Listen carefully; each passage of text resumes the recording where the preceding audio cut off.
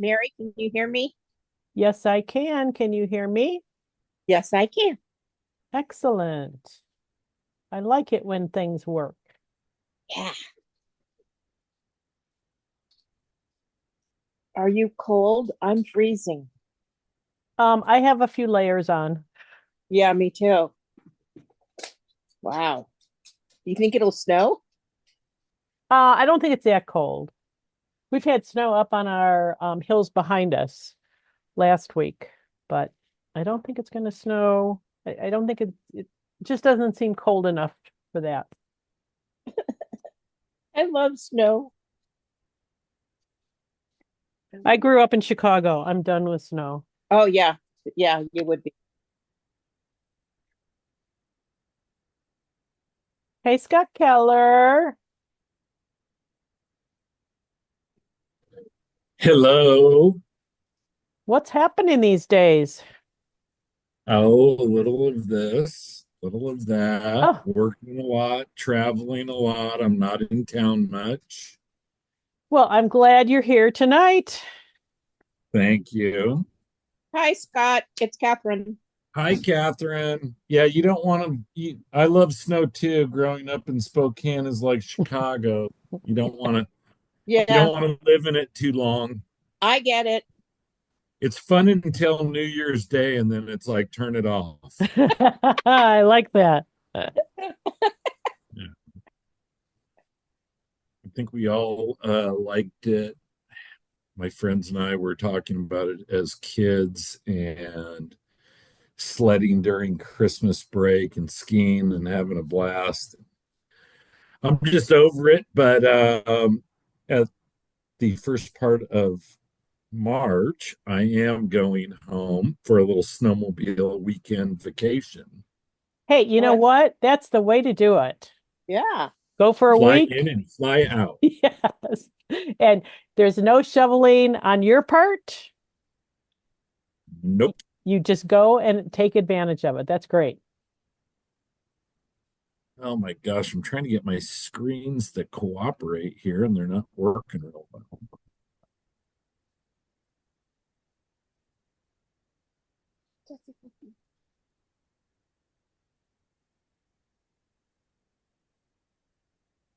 What did I do? I don't know. I see you.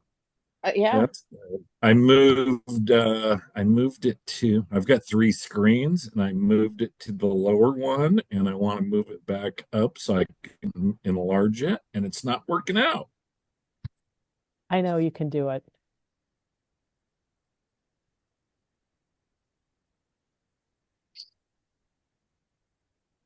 Where's your blanket? Sorry. God bless you. I don't know where your blanket is. It's not wanting to click and drag. Oh well. Don't you hate that when it won't click and drag? He's not clicking and dragging. That can be an issue. Yeah.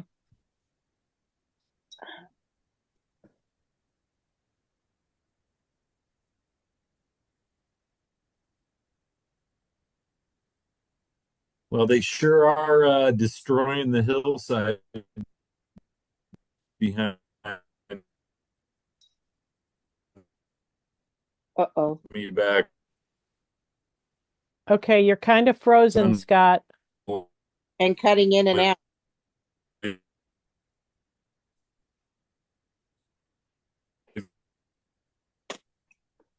Yes, you're frozen and we can't understand anything that you're saying.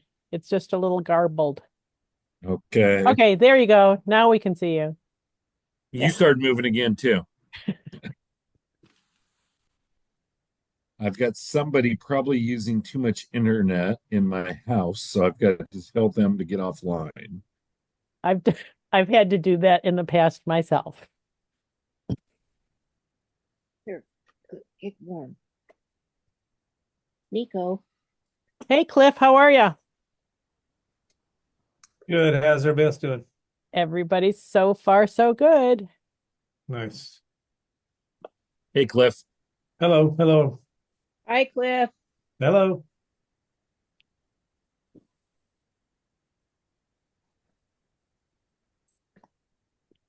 No, you don't eat fruit.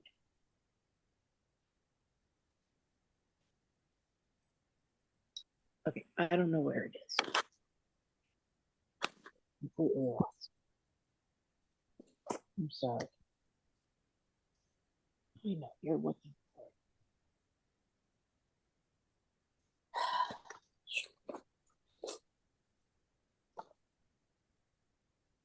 What did you do with it?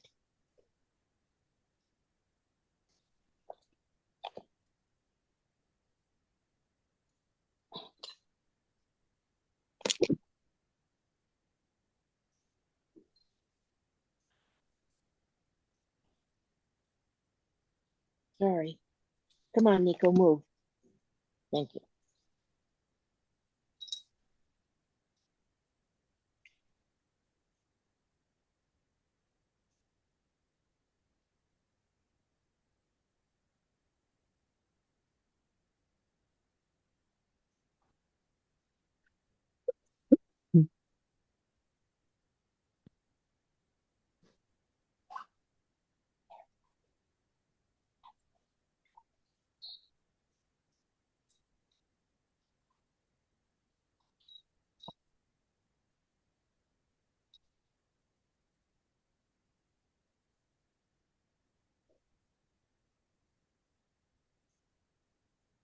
Don't suffocate it.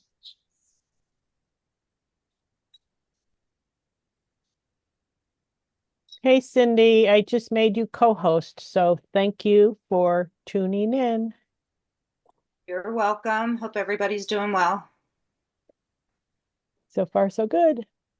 Long time, long see, or whatever. Yeah. You understood, Cindy, right? I did. Okay.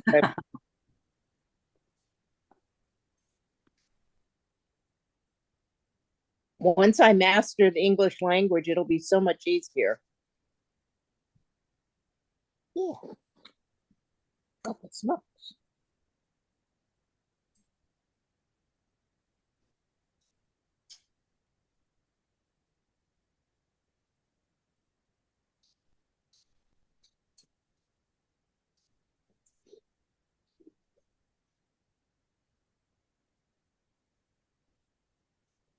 Hey, why don't you call the horses and goats too?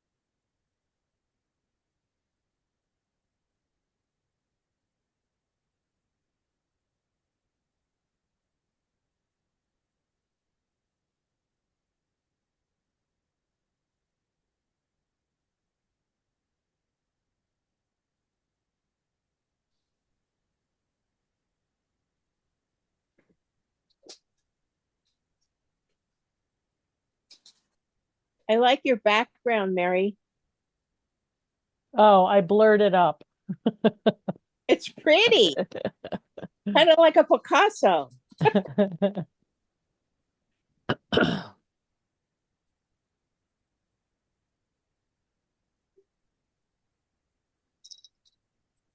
No, come on, honey. Oh, where? Oh, there's Don Henry.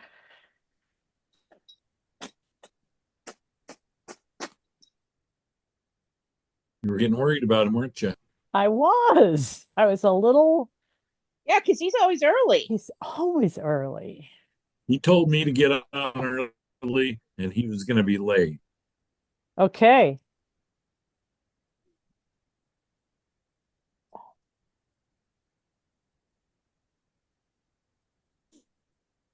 So let's see if this works. Do you hear me now? I can hear you, can't see you. Perfect. You got a new camera there, Mary? I blurred the background. Oh, I like it. Isn't it? Okay. I needed to clean up a little bit more than I did, so it's like just blur it. Nobody will know.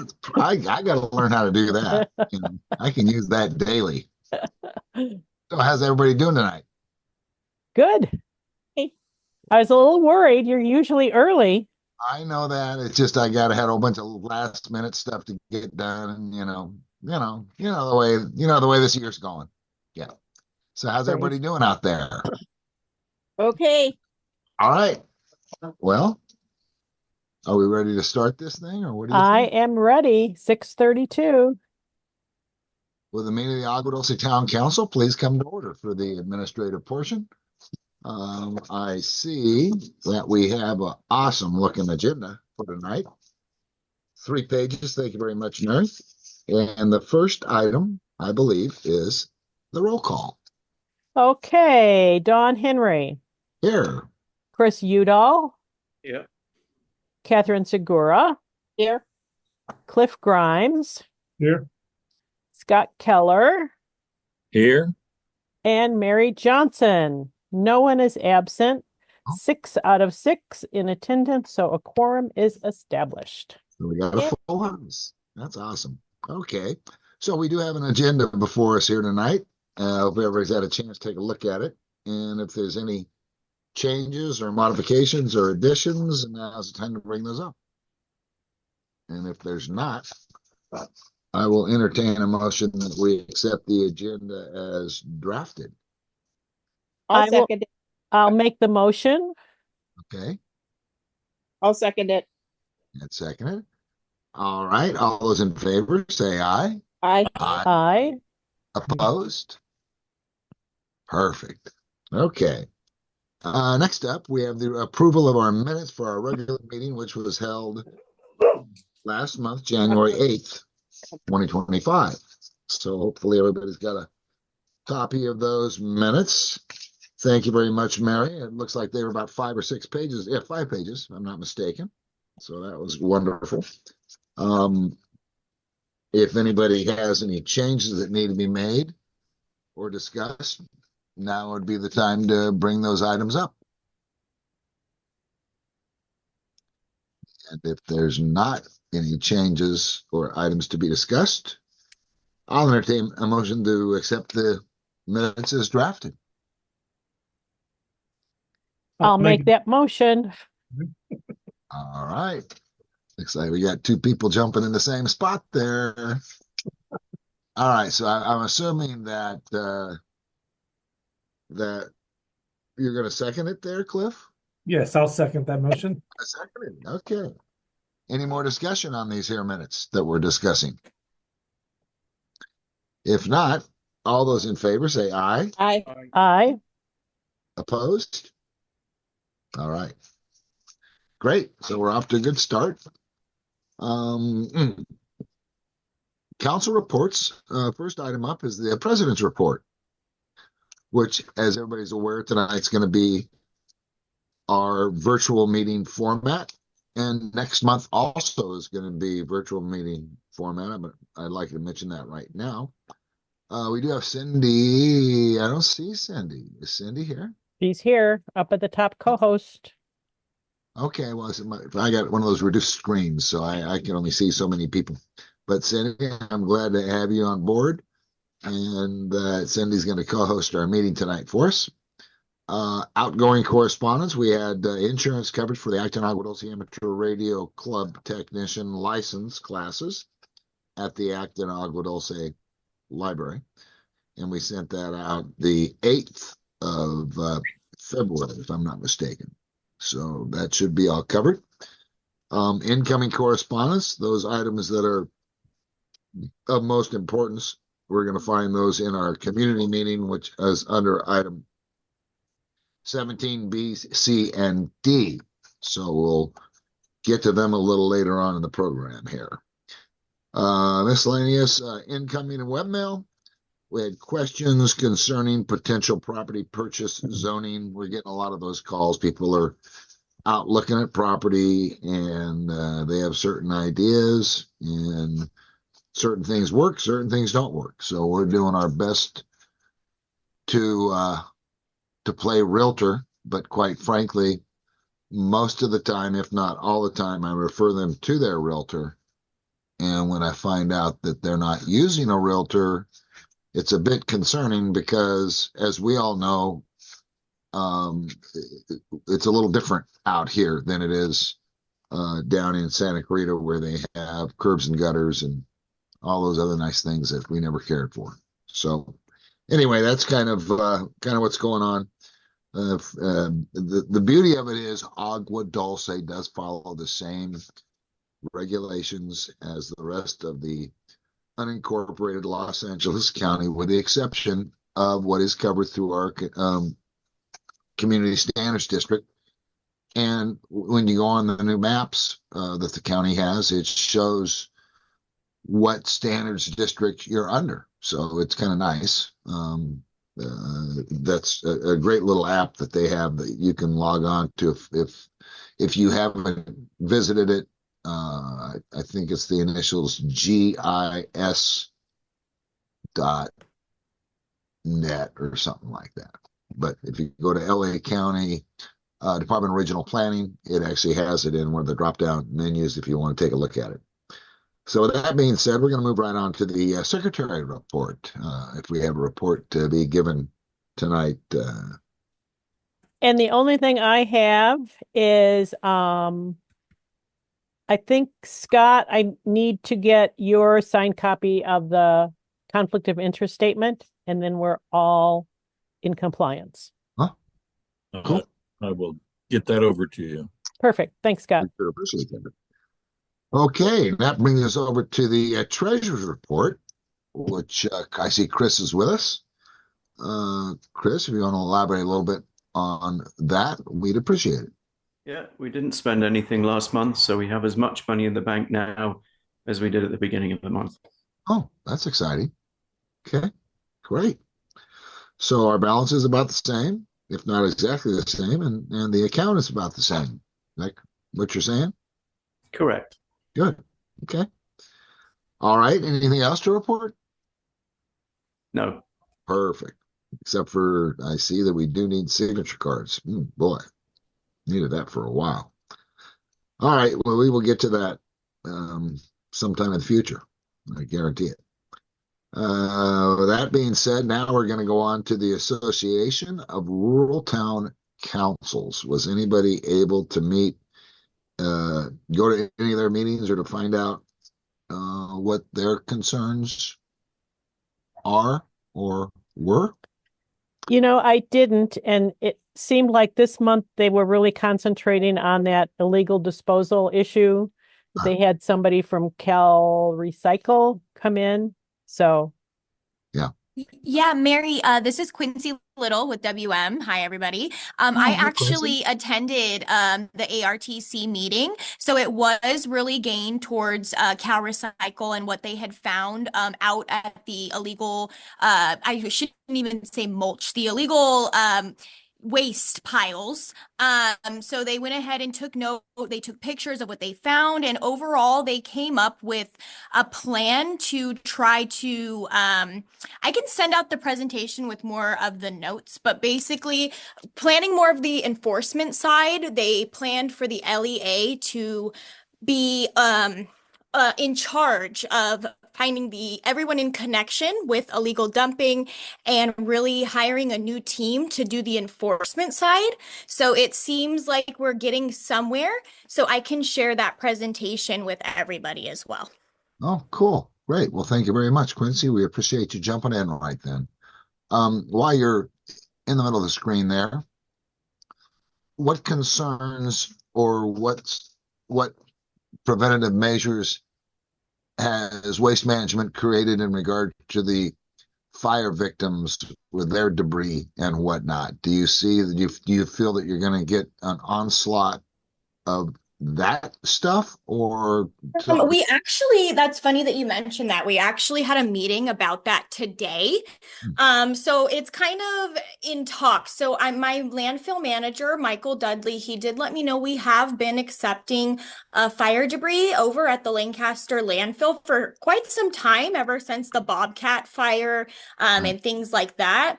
As far as like the other fires that have happened recently, such as the one in Acton, I don't remember which one that was called. Was that the Sun Fire or something like that? I can't remember, but or the Palisades and the Eaton fire. As far as we know, we're in talks. That's more of a we don't really know if we're even going to get an influx from those areas. So right. it's really just we're just taking it step by step. Okay. All right. Good. Yeah, because you don't really know what to expect until it starts to hit you. And it's just, I was amazed at the number of homes that Oh, I would, know. and just looking at the picture, it looks like Maui or atomic bomb went off, one or the other. You know. Yeah, it's absolutely terrible, but we are definitely more than willing to help anyone affected, involved, and really just take it from there. Great. Okay. Super. We appreciate that. Is there anything else that needs to be brought up at this administrative portion of our meeting? If there is, now's the time to do it. Yeah, Don, we need to just check with the council members to see if anybody is planning on attending the High Desert School ribbon cutting ceremony for the lower sports field on February 28th at 3:30. Is there anybody who's planning on attending? Because I need to RSVP. Okay. I will be there, Mary. I'm going to be assistant football coach for the flag football team over there. Well, congratulations. We're happy to have you do that. So Wonderful. perfect. Okay. Anybody else? Scott, can you also represent us at that same? I mean, that basically you're going to be. Absolutely. That'd be Okay. great. That would be great. All right. Great. Wonderful. Fantastic. Anything else need to be anything else need to be brought up at this moment? I want to just talk about it briefly, because I just don't want to lose her before the end of the meeting when we get to it. But Lorna Leslie is here, All right. and I had contacted Lorna to see if she might be interested in chairing the election committee, because I know she had helped with Rosie previously, so she understands how it's supposed to work. And I thought if we could get Lorna, it would be great. And Lorna, do you want to jump in here? Yeah. Sure. Hi, everyone. Nice Hi, to Lorna. see How are everyone you? and meet some new folks. I actually was the chair for quite a few years. I was handed that torch from Rosie, who then kind of took it back, and we got danced around with it. But Mary told me that she felt you folks here might be in need of some support in the election committee department, and time heals all wounds. So I'm back for some more. I've volunteered to help you guys with the election committee again. I assume I would be the chair. I don't think there's really any committee currently in place, is my understanding. But if you guys will have me, I would be happy to come and assist you in that. And I think that at this point, that would entail, I guess, doing our best to sort of call an emergency, try to create a committee, and then we have to do a special election for your one open seat, I believe. Okay.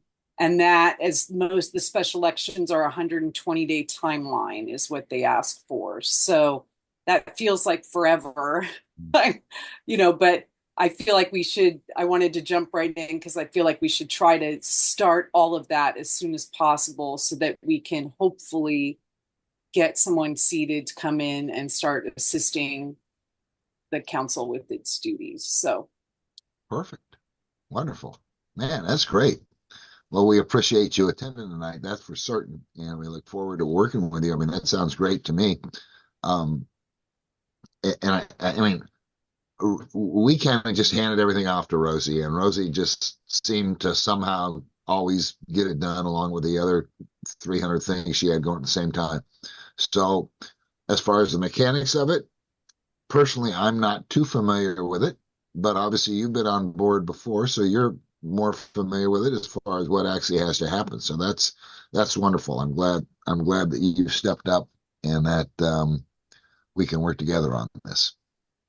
Yeah, thank you, Don. I appreciate that. Yeah, I think we just Mary may have. I was starting to look through the paperwork again, but I think I just need to be installed as the chairman, and then I can create the committee, and then the committee, or even just whoever, whether the committee's just me or not. Hopefully, I can rope a few people, other people into it, but we would just have to start with creating that timeline and publicizing it so we can get that clock ticking to create that nomination window for people to, you know, offer. Basically what would happen is people would have that ability to file to run a candidacy, apply for that. If we only got enough to fill the open seats, then I believe we have in place things where they just get instated. We don't have an election, but we also could get multiple applications, in which case we'd have to run that election. So it's a time, and there's timelines for all this. So again, just getting it all started as soon as possible is great. So once we figure out whatever official thing needs to be done to put me in charge of it, regardless, I will work on a timeline for a special election that I can submit to the council via email so that we can then move forward right away with it. Okay. All right. Now, go ahead, Mary. I'm thinking when we get to the committee reports towards the end of the agenda, Don can officially install Lorna, so that will give her the ability, even if she's not here, because I know meetings can run long, and we'd love to have you stick around, but you can be officially installed, and then from there, I think you just take the ball and get started. And I will send you all of the documents that Rosie used for the last election, which I think will get you started. Perfect. That sounds fantastic. That's great. Let's get it going. Perfect. Okay. Perfect. I'm excited to have you on board. I'm thrilled. That's because, and correct me if I'm wrong, I believe in our charters and bylaws, it states that they are to be appointed by the president. Is that okay? Mm-hmm. So that's what we're doing tonight. That's wonderful. Because Yep. I'm all in favor. I know that she was involved in the last go around, at some point, and it's wonderful to have someone who knows the basics of it, which is fantastic, because it is something where it's big shoes to fill, and I'm glad that Lorna has stepped forward. That's wonderful. Okay, we will do that. You. Thanks All for right. stepping up. Yep. Thanks, you guys. Looking forward to it. All right, great. Hey guys, real quick, I know you guys are probably about to break. It's Yeah. Deputy Martinez. Yeah.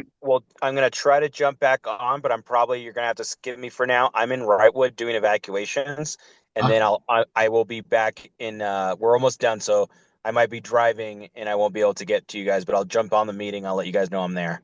Okay, wonderful. Sounds good. Stay safe. All right, thank you. Bye. All right, sounds good. And he was right. If there's nothing else to be brought up here at the administrative portion, I'm going to take an adjournment here for about 10 minutes, and we'll regroup and start it back up at 7 o'clock. How does that sound, everybody? Sounds good to me too. All right. Thanks, Don.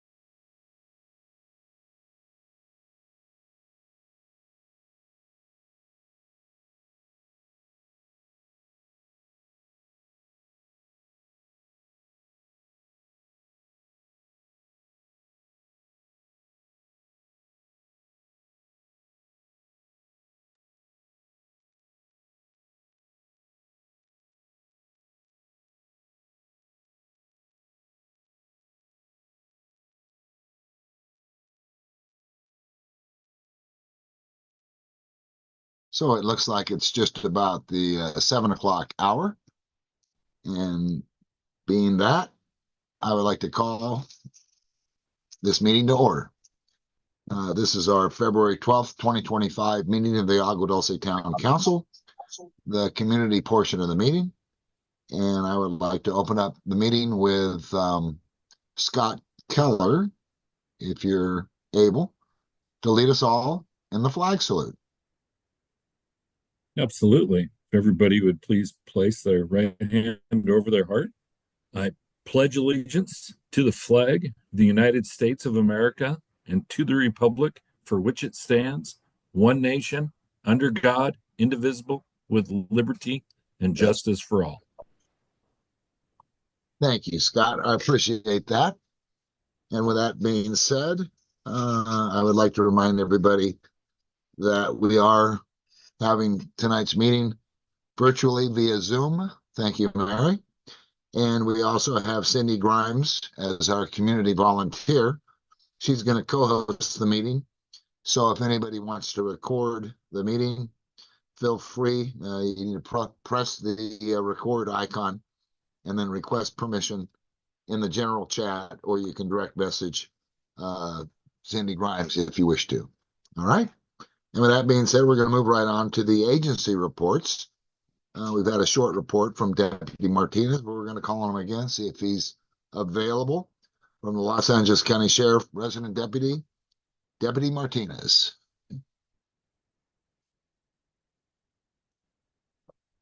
Well, he's in the middle of evacuating families up in Wrightwood. So if he joins us a little later on, we will welcome him back. We're going to move right on to the California Highway Patrol report, either Officer Allen or Officer Delgado.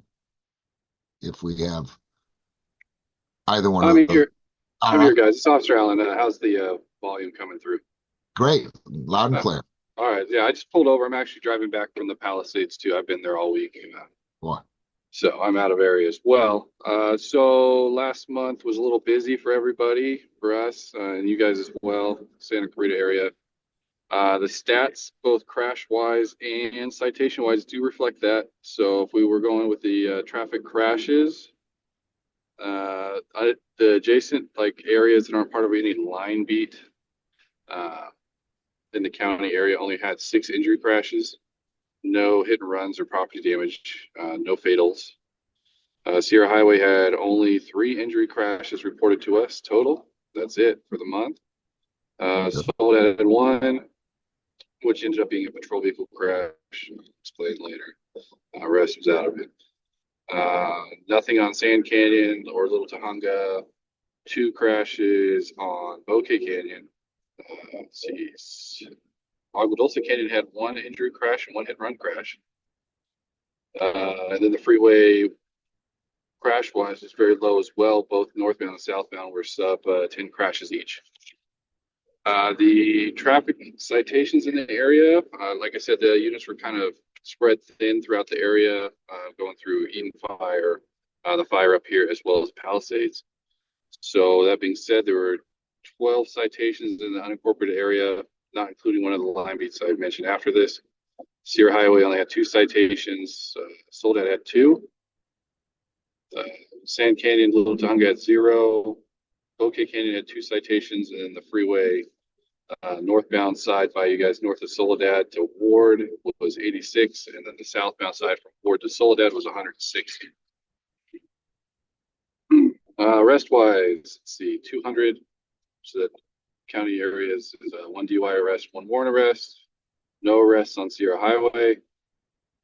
Soledad Canyon, that was so you had 1 felony drug arrest for transportation for sales, and 1 pursuit, which was also an ADW and a peace officer arrest, which was that patrol vehicle crash I was talking about. The guy actually was stopped in the middle of the night. Our units rolled up on him, tried to check on him, see if he wasn't stranded out there.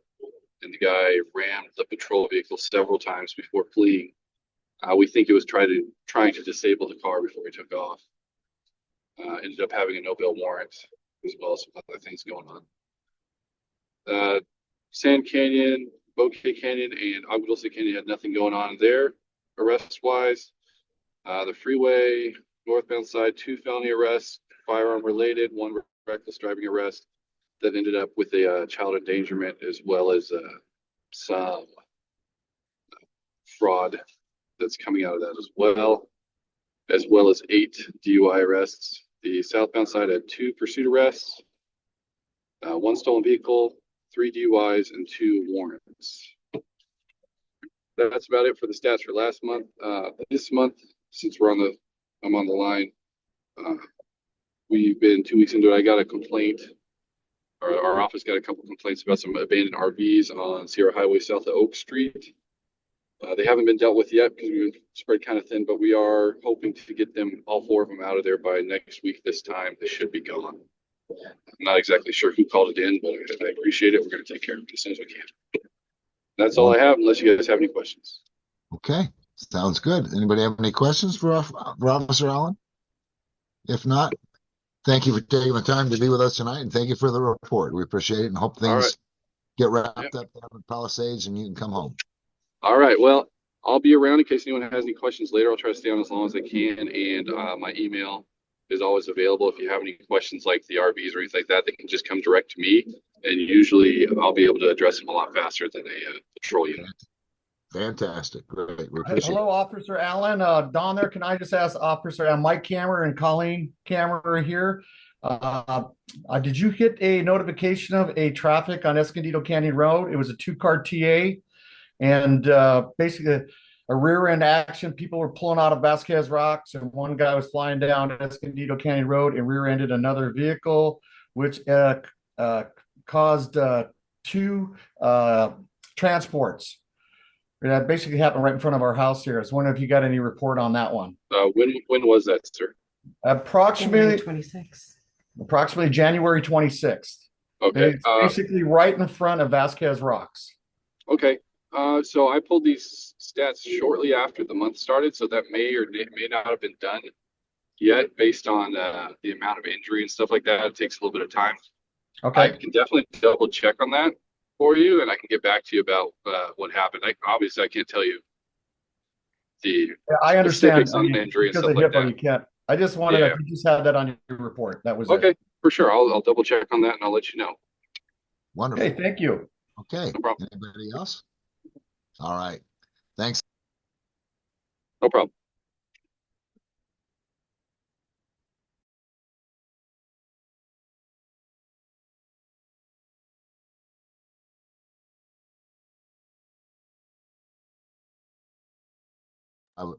Don, okay, there you go. Sorry about that. Next up, we have Los Angeles County Fire Department Community Representative Maria Greikamp. Maria is with us here tonight. I am cool. here. I know Mary commented that she wondered if you guys were ever going to see me again. Here I am. Kind of a slow month last month. Yeah, not too much going on. Okay, so for January, kind of a quiet month in Agua Dulce. We a total of 31 responses in January. 21 of them were medical and 10 of them were good intent. No fires. I did not bring November with me, but it's on the screen here because I didn't review November or December. If you want to throw November or December up there, or November, I have December in front of me. In December, we did have 4 fires. We had a trash fire on the freeway at the 14 and Agua Dulce Canyon. We had a half-acre brush fire at the 14 south of Escondido.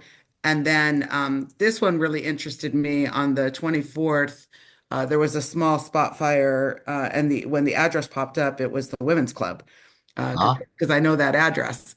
And but what I found out afterwards is that was the reported address, but it wasn't actually there. It was close by. It was just a small spot fire, and they did find evidence of fireworks around there, so it might have been some illegal fireworks there. And then we had a vehicle fire on the 28th on Escondido Canyon Road. Okay. So that was December. Again, January, very slow, just medical calls and good intent calls. And that is it. We are finally going to finish up the CERT class that was supposed to end in the beginning of December.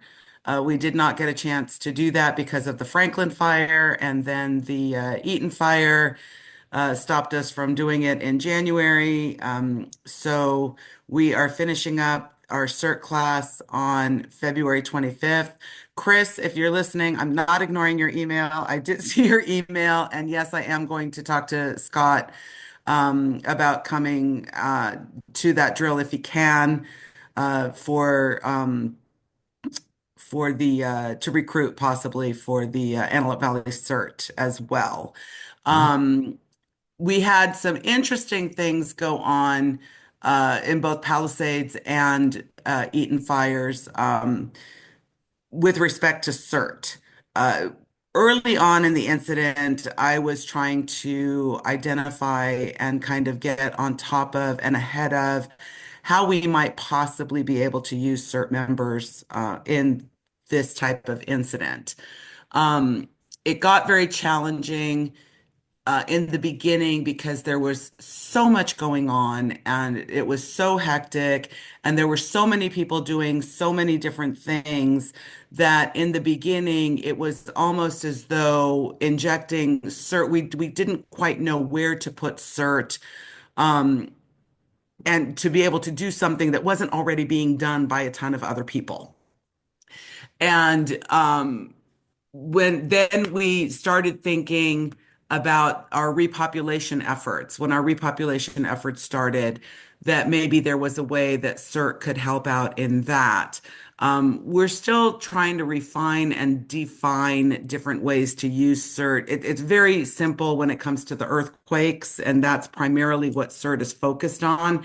But we are always trying to find other ways to, identify other ways to use CERT volunteers. In the Palisades, they did end up using them, and Antelope Valley CERT did go out there. We did end up, I believe they also came out to Eaton towards the end.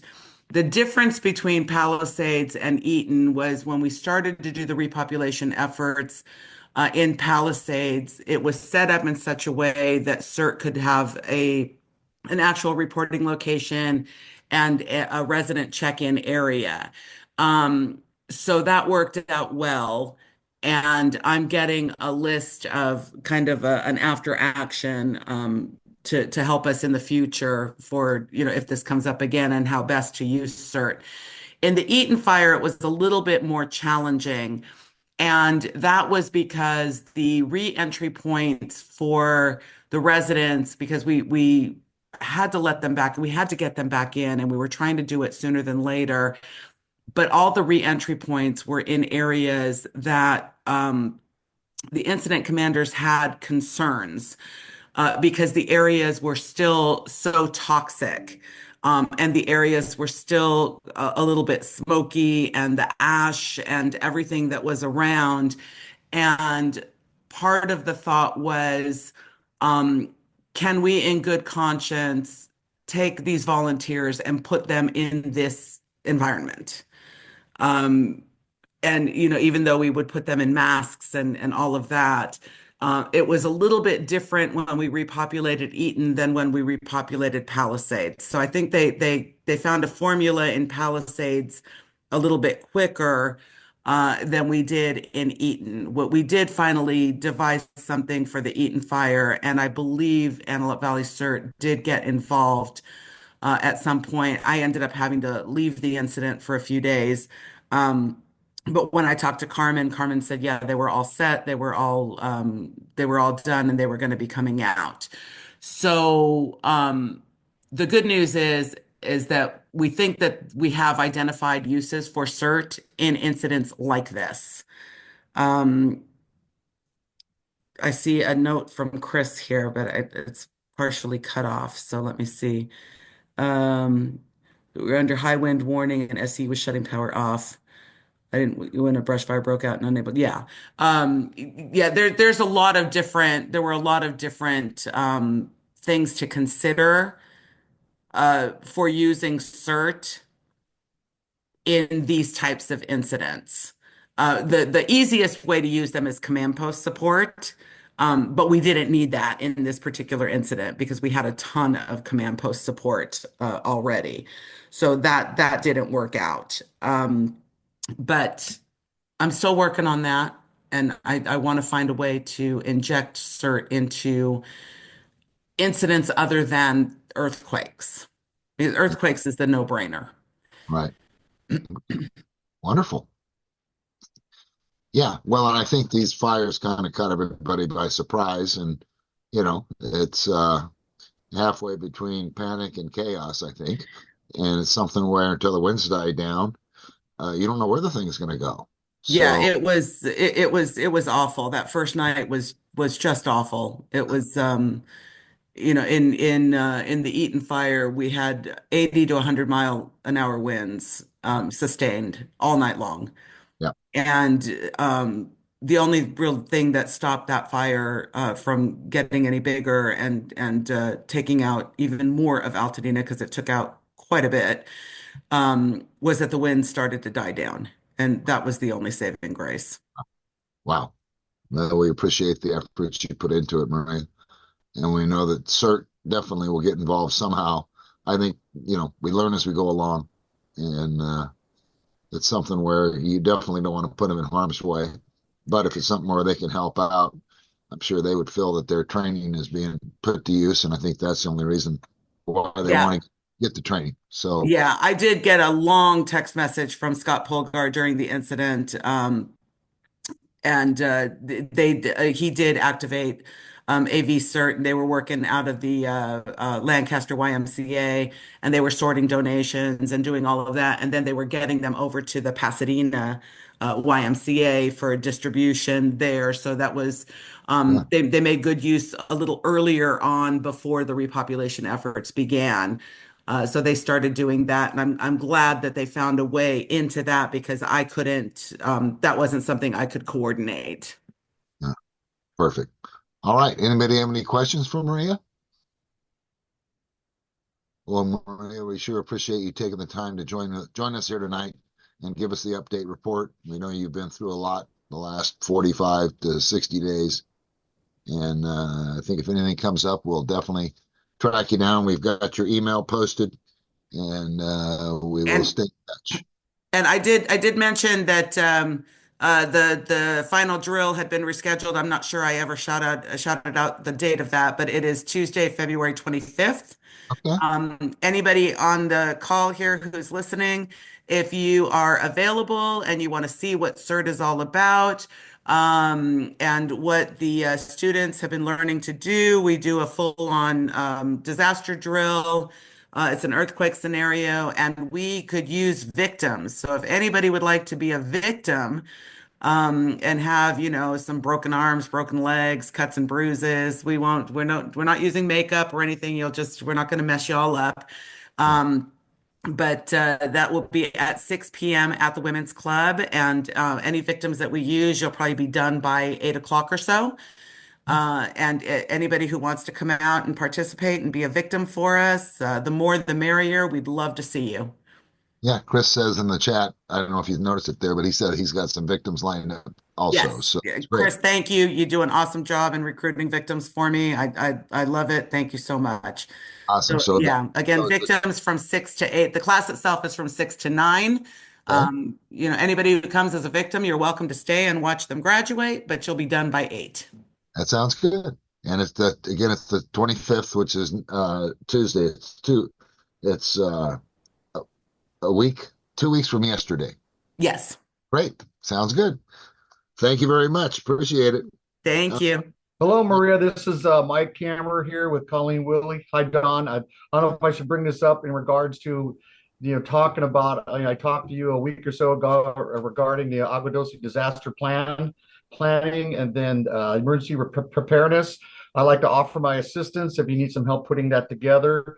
If I would, I'd probably contact Maria offline in regards to what the process here in LA County. I just retired from LA City Fire after 41 years of service in the fire department.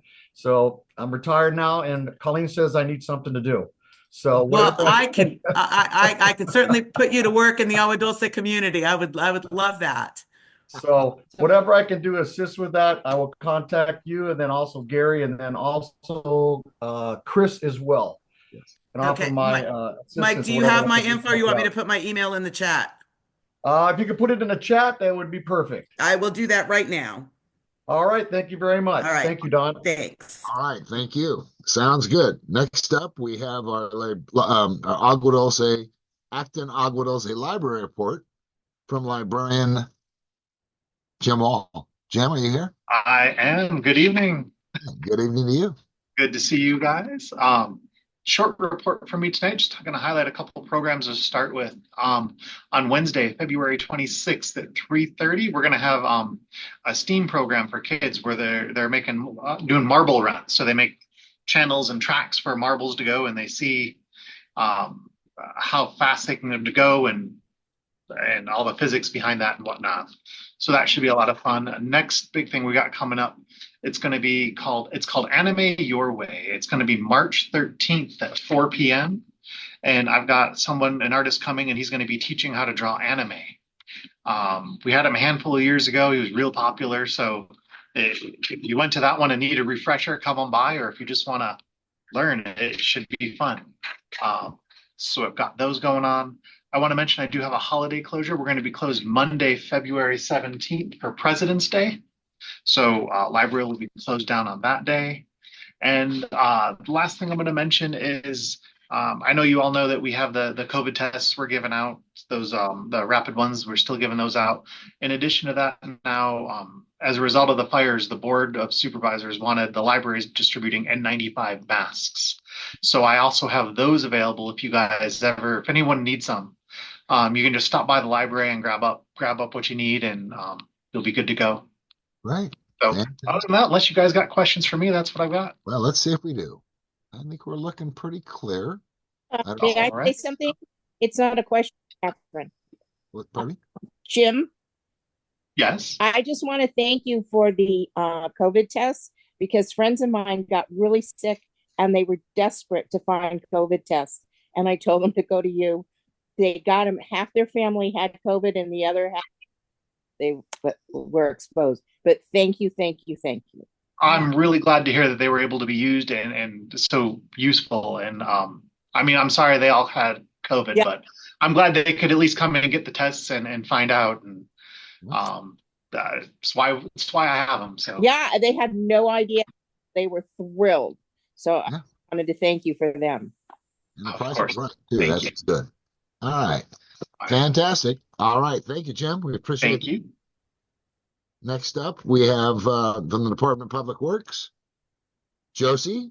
Yes. Hi, everybody. I'm Josie Gutierrez with LA County Public Works. I'm your community liaison.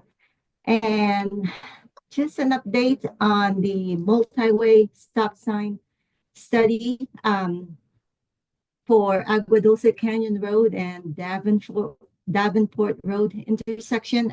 The study is still in progress. We just collected the traffic data for turning movement counts and also machine data. Those were done on November 20th and December 2nd and December 4th. So we're evaluating the data now, and we're still looking at probably 12 weeks to complete the study. So mid-May, hopefully I'll have something by the May, meeting. That's basically all I have at this time, unless somebody has any questions for me. Hello, Josephine. This is Mike Cameron over here.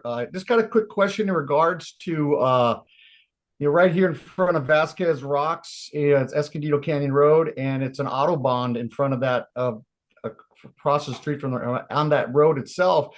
What would be the process of actually getting some flashing lights with, speed limits in both directions, just to slow down the traffic in front of the rocks? And this is in lieu of, I don't know if you were on when I discussed with the deputy, there was a pretty bad traffic accident over here about 2 weeks ago where two cars were basically totaled and they transported two people. Well, I'm asking for your help, but if we have somebody from the county as well to look at this and because we need to slow down that traffic. If we could get lights with flashing for 25, 35 mile an hour zone just in front of the rocks. Because what on that accident, what happened, this family was pulling out of Vasquez Rocks, after visiting the rocks, and they got on Escondido Canyon Road, and somebody was coming down southbound, and it was probably about 4 o'clock or so, give or take, and they had that late afternoon sun that kind of hit them in the eyes, and didn't realize how slow that car was going in front of them, and ultimately that car ended up rear-ending the car that had just left Vasquez Rocks. We need to do something here. I was on a meeting about a year or so ago, and Kathleen Barger, commend her. I asked her what we can do because we had during COVID, the rocks were open, and people wanted to go experience the rocks, which is a great thing. Well, they were parking on both sides of the road, and people are excited to go out because they just needed to get out of their house, and they would let their kids just run right onto Agua Dulce Canyon Road. And people, majority of people that are online here realize that, the Agua Dulce Canyon Road is an Autobahn. Well, excuse me, Escondido Canyon Road is an Autobahn. We need to slow it down. I need to know what I can get some assistance on. I don't know if we could talk about, you can't put speed bump, but there's 3 types of speed bumps, basically in front of the rocks, the entrance there, just to slow people down. I don't want to, stop using the road because I just want to slow down the traffic, in front of the park. It's not a matter of if, somebody's going to pass away, in a car accident there. It's when, because people are flying down Escondido Canyon Road. And I'm asking for your assistance on this. Yeah. Like I said, Kathleen Barger got the stop sign, no parking signs on both sides of the street. And that definitely helped with, people walking out in the middle of the street.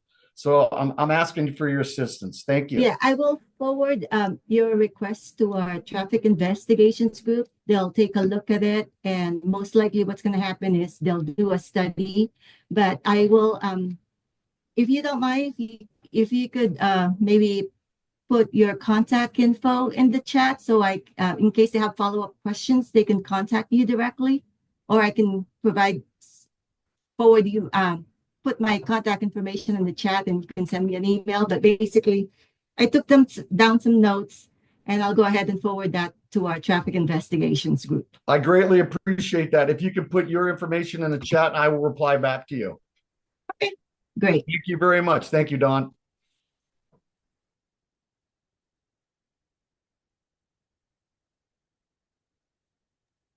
Don, you're muted again. And Mary, I'm back just for a second. If you guys, I don't know where you're going. Okay.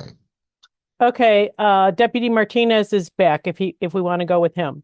Yeah, let's go with him. All right, Okay. you got the floor. All right. Hey, thanks, guys. Happy New Year, since I don't think I saw you guys last month. Basically, we had 0 Part 1 crimes in January. And hold on a second. Hey, let me get back to you guys. I'm on a Zoom call right now. Give me 1 second. Sounds good. No, you guys are good. And then we had 1 property crime, and that is our crime rate right now is 0. Because it's still the beginning of the year. We don't have anything basically compared to last year. Basically, at this point, where there's no difference between last year and this year.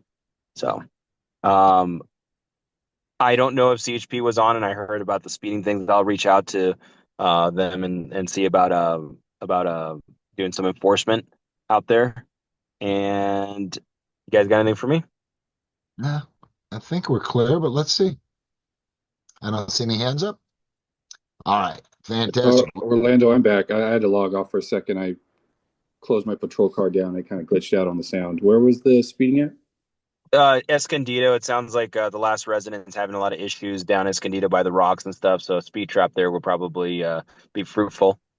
Speed trap's illegal, but speed enforcement would be good. Yeah, I'll look into it. I'll have my partner and I go out there. Right. Sounds good. Thank you. All right. Is that any specific times, sir? It sounded like it was in the afternoon. Okay. Sounds good. Officers, this is Mike Cameron again. It happens in the morning, but Okay. between say 5 a.m. to say around 9 o'clock, Okay. people are going to work. When the freeway backs up, they use Escondido Canyon Road as a cutoff, the shortcut. Yeah. And then right around between 4:30 to say about 7 o'clock, it kind of speeds up again around mostly on those times. All right. I will. And I do pass appreciate the, you guys' assistance. Thank you. I'll pass the evening commute along to the shift. I won't be there at that time usually, but the morning times we can definitely scoot over there and see what we can get. Great. Fantastic. Thank you very much. Thank you very much. Okay, so at this time, Josie, if you're still with us, I wanted to thank you for being with us tonight. And I know I cut you off to put Officer Martinez in there. And we appreciate your input. Thank you. Now we've got the 5th District report.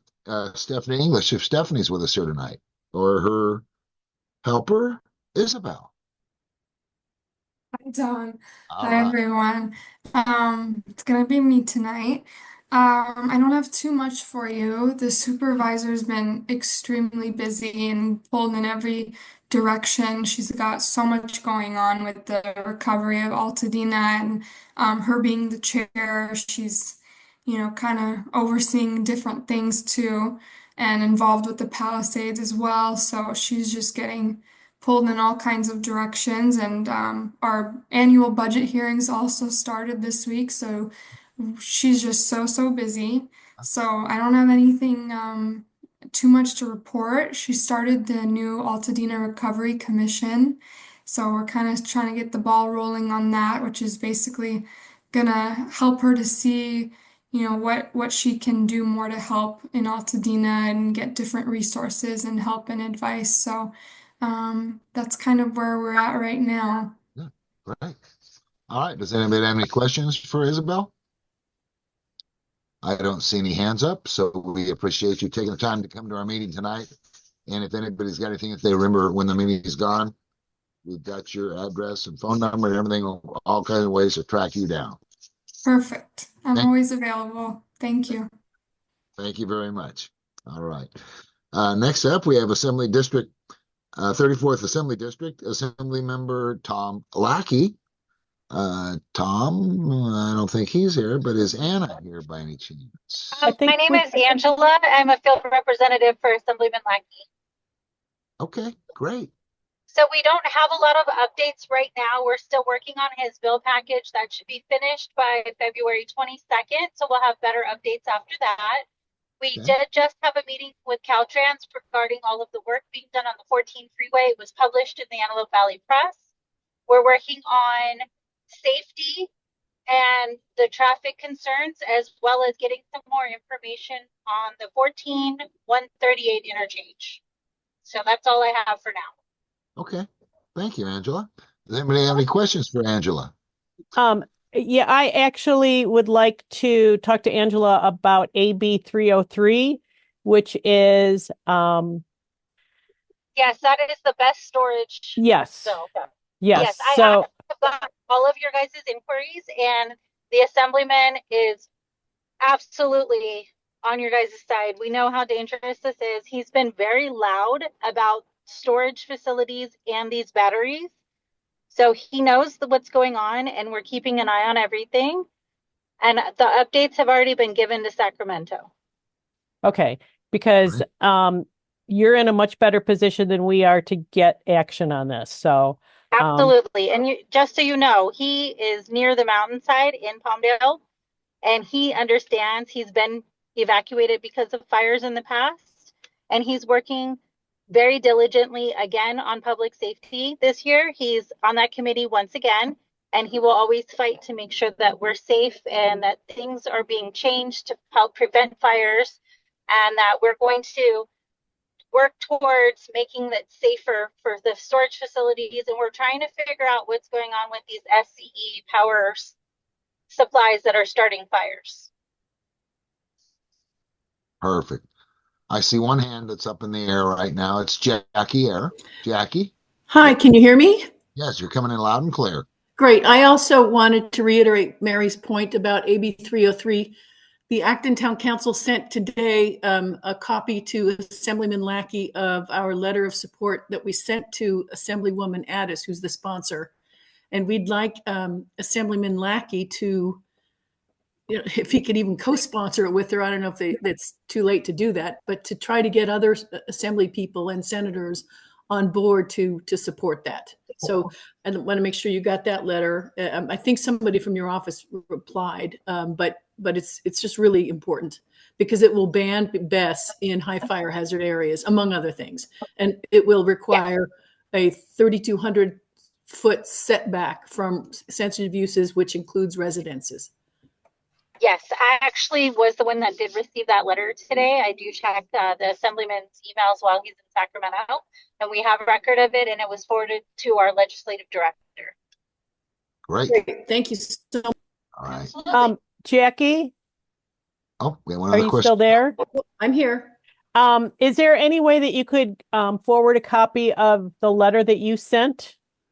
Yeah, I'll do it right now. That'd be great. To you or Yeah, just send it to me, and then I'll forward it to the rest of the council because we need to take action on that. Cool. Okay. Thank you, Jackie. We appreciate that.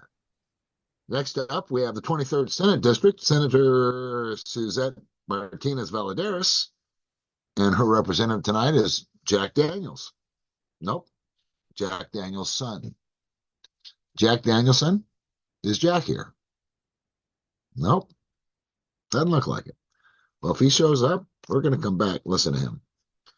After that, we have the 27th U.S. 27th Congressional District, George Whitesides. Don't know if he's with us here tonight.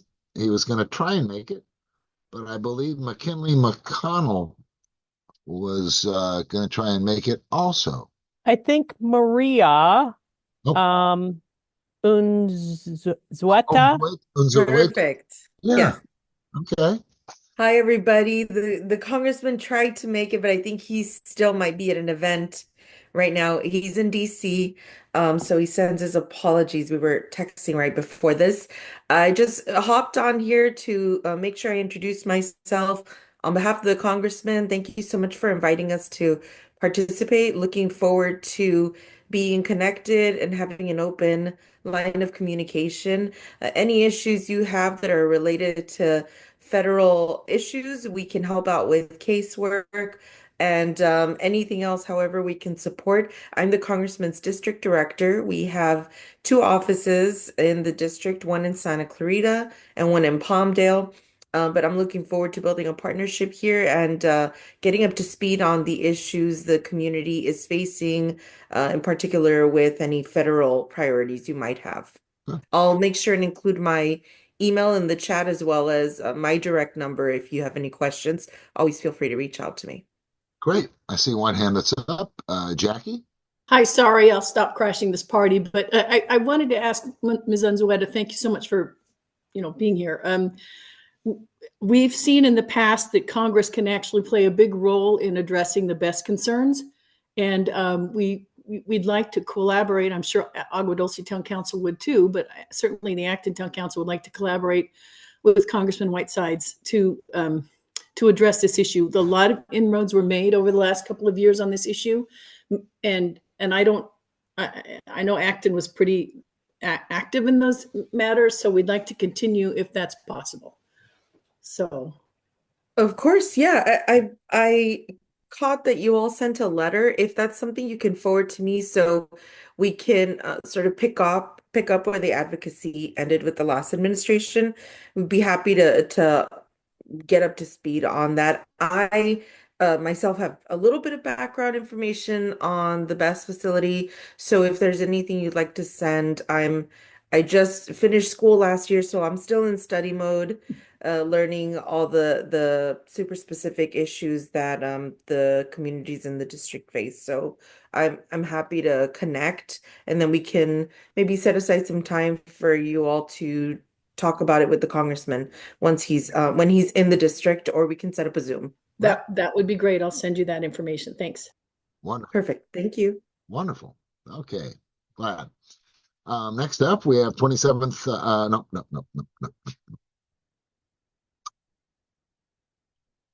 We have Santa Clara River Watershed Area Steering Committee Measure W Watershed Coordinator Amanda Begley, who's not going to be here, but she may have Heather Turpin maybe with us here tonight. Heather, are you out there? Heather's not here. So Heather's not here, nor is Amanda. Is that correct? But we still have Maria right in the middle of the screen here. You're looking good. All right. Well, then we're going to go on to the next one. Our next Santa Clara River Watershed Steering Committee meeting is going to be February 20th, 1 to 3 p.m. at the Santa Clarita City Hall, Valencia Boulevard. For more information, you can look at our agenda. It has the details there. Also, free. We love that word. Free drinking water well assessment. For details, you can go to the addresses on our website. Also, it's rcac.org// and look that up. It'd be great if you would participate in that. Next up, we have waste management. Quincy Little is with us here tonight. I know she's here. She's going to give a little talk. Yeah, hi everybody. I don't have too much going on, but we do have the free dump day coming up at the Lancaster landfill for our unincorporated residents. So that will be April 5th, and that's from 8 a.m. to 2 p.m. Other than that, I don't think I have any events coming up. I'm always here if anybody needs anything for their home questions. Yeah, if anyone has any questions for me, I can answer those too. Wonderful. And your email, if you can put it in the chat there, but for those that aren't familiar with the chat, it's real simple. It's just klittle@wmwastemanagement.com. So if anybody wants to send her an email, say hello or whatever, be great. Thank you very much. Thank you. I'll put it in the chat. All right. Thank you. Appreciate it. Next up, we have presentations and discussions. Spectrum broadband plans for Agua Dulce. Peter Hidalgo is the one that's presenting tonight. Peter? Peter Hidalgo is the one that's presenting tonight. You're on mute. Oh, it's not Peter. That doesn't look like. Oh, is it me? Can you hear me now? We can hear you. We can hear you now. Oh, great. Well, good evening. Peter Hidalgo here, and I am pleased to introduce to you our Vice President of Government Affairs here at Spectrum, and that's Whitney O'Neill. And Whitney and I are going to run through a quick presentation, but I'd also like to say a shout out to our colleague, Stephen Sawyer, who's also joining us, who lives in Santa Clarita, and he is here with us today too. Okay. Can you see my screen? We can, well, that's up to Mary. Let's see. Mary's the one that usually is the master of ceremonies when it comes to screen sharing. We can see you, and I'm allowing you to share. So, all right, perfect. That's what I needed to know. And you again. Thank you for your patience. Oh, we're fine. And Peter, while you're working on that, I can just say a quick hello. Really appreciate the opportunity. Oh, there we go. Oh, good. Look at this. Look at this. We just kind of cut you off there, Whitney. You're going to. Thank you. Thank you for allowing us to be here and for the opportunity to speak with you this evening. If you're not familiar with Spectrum, we're a leading connectivity company. We offer really excellent services and products, high-speed internet, voice, video, and mobile service. We have very extensive service in the County of Los Angeles. However, there are still some rural pockets that require solutions. And we're pleased to come and just share a little bit about our intention in the Agua Dulce area. Okay. Peter, you can go to the next slide, and we'll be real quick here and fast. I don't think I need to spend a lot of time, preaching about the benefits of broadband. I think we're all acutely aware that it's a necessity to participate in the 21st century economy, and we take our commitment extremely seriously in terms of the value that we bring and the obligation in order to provide excellence in our services. Next up, I should note too that we serve 41 states. We are the largest rural provider in the country, and we have made really significant investments and intentions in terms of our rural deployment. While we currently serve about 85% of Agua Dulce, we have identified in the eastern part of the area it's about 275 homes that we would love to deploy service to. We have this fully funded internally. We are not asking for any cost share from, apologies, my dog's chiming in now. We are not asking for any cost share from any residents. This is 100% investment borne by Spectrum, no public funds. We are simply wanting to bring our products and services to these currently unserved homes. And then we could go to the next slide. I should note, we would love to be able to begin construction and break ground and complete this year. However, we have been facing a number of challenges in terms of securing the easement approvals on private properties. So our purpose in being here today was just to share at a very high level, the project scope, and really specifically, I think it's important to note that our intention is to serve the community. We're not trying to pass through Agua Dulce to get somewhere else or do anything else. Our purpose is to serve the community. So we're hoping that we can get your support and your help in trying to create that community, the support in the community in order that we can secure those easements. We're happy to answer any questions, and of course, we'll pop all of our information into the chat. If anyone would like to get a hold of us and speak through, very specifically about your home or your neighborhood, we're always available to do so. Right. Okay. So, does anybody have any questions or comments? Oh, Cindy Grimes. See that hand up in the air right there. Yes, Cindy. Hi, thank you. Whitney, I have a question. We are currently Spectrum Internet here. We're customers. And what we've been experiencing is every time our power goes out through Edison, we also lose our internet. So what is Spectrum going to do to help us with that before they start to branch out and maybe hurt other people's lifestyles? Because my husband works from home, so it does make it very difficult, so I would think hardening or bettering the lines that we're already getting in the area before we try to branch out would definitely be a benefit for Spectrum, because then you'll actually have better, I guess I want to say, word of mouth for us to be able to say, yeah, go with Spectrum because they're rock solid. Thank you for the question. Cindy, do you have power generated through a generator at your home? Yes, when our power goes out, yes, we can run a generator.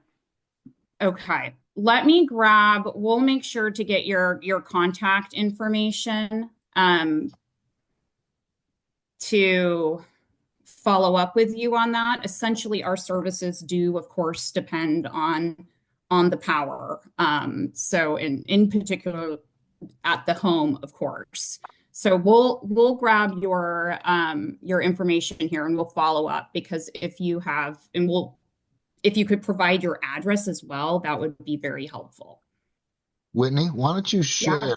Because I, I know about 5 or more people that have the same concern. In fact, business wise, I was unfortunately I have AT&T landline, but I also have Spectrum for a fax line, and I'm a little concerned moving my landlines over because literally every time power goes out, we lose Spectrum. And so to me, it seems like I've got a generator here at the office. I'm surprised that Spectrum doesn't have a generator. And I don't, here again, I don't know a thing about how you operate the broadband. I understand that it's because Edison loses power, but how much power consumption does your equipment need to operate when you've got 1,000 or so? I don't know how many connections you have here in Aguadulce, but let's say it's 200. Okay. You've got 200 people that are totally out of service. Fortunately, at home I've got Dish Network, so unless somebody clouds up the skies or my dish blows off the roof, I got connection there. But I think we'd all like to use Spectrum, but Yes. it's sad when you lose power. Okay, so then you kick on the generator and you got phone service or internet for about 30 minutes, then all of a sudden whatever Spectrum has goes dead. So I think that's a common concern with people that live out here. But like I say, I do not know what's involved with getting enough power to support your broadband equipment. So maybe you can share that with us. Yes, I appreciate that. Well, we certainly need to individually verify that your address, a specific address, and determine what happened. We do rely on the power in order to power our system. We do have generators that we utilize when the power goes out as well. So if you have a generator at the home, however, then your Spectrum service should stay on. Now, there are many very technical reasons related to the interconnectivity of any sort of system that could come to bear. So I certainly don't want to speak on, particularly, on a forum like this when I haven't had the details in advance, and I don't want to provide any incorrect information. I want to make sure it's 100% accurate. So I'd love to be able to get the details so I can escalate that internally and we can conduct an investigation and then come and bring that back to you.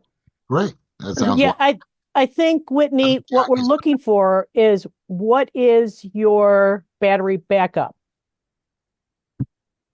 Because everybody that I know who has Spectrum has no internet when there is a PSPS event. I don't know of anybody. They may have it for 30 minutes, but then it's done. So what is your battery backup? Great.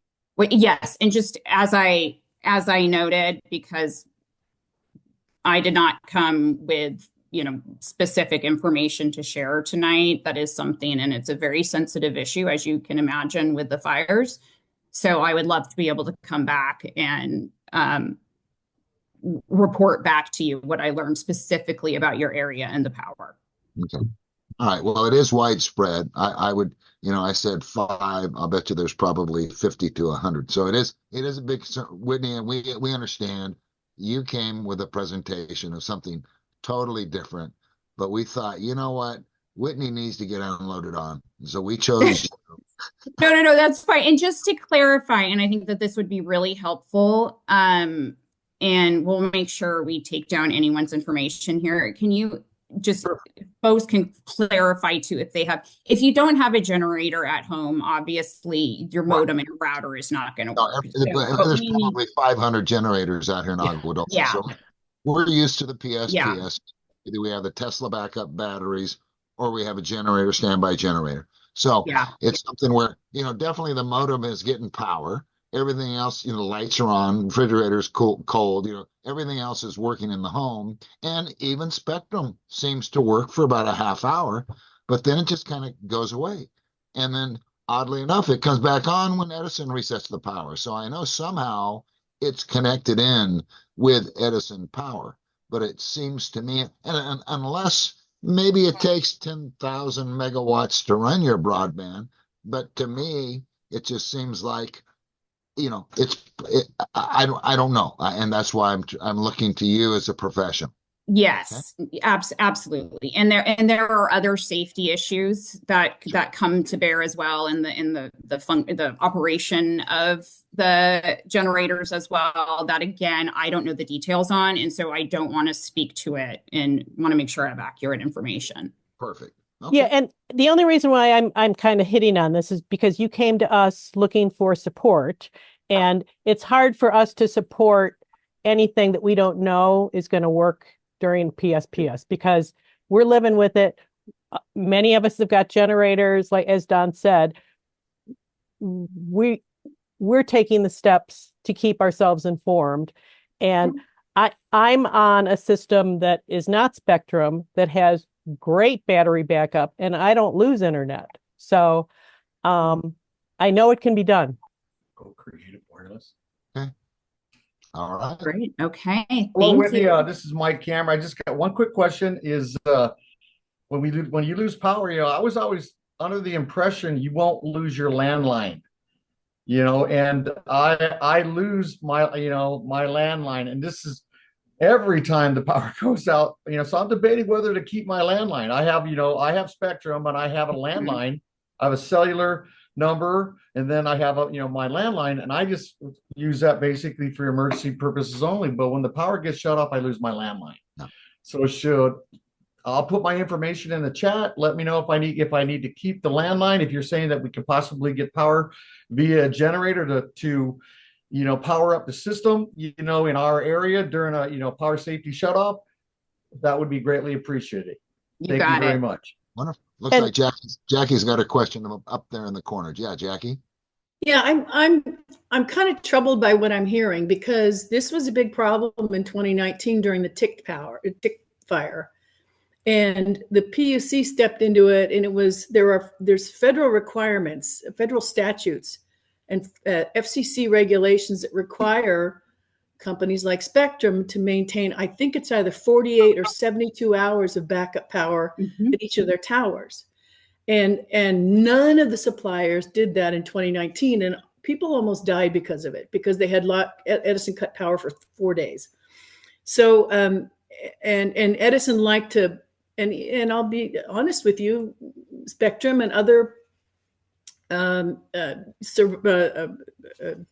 internet providers were participants in this PUC proceeding to address this issue, and they all shoved it off on it's the homeowner's responsibility. We had backup power. They just don't have power at their house, even though everybody did. And it took a lot of work for the public to show that in reality, these telecommunication facilities and Edison were not cooperating or collaborating or communicating with each other. Edison wasn't telling you guys that they were cutting power, but the telecommunication companies also only had half an hour backup power. So I thought, like I said, this got solved 6 years ago, and I'm really troubled to hear that it isn't. And it's a federal requirement.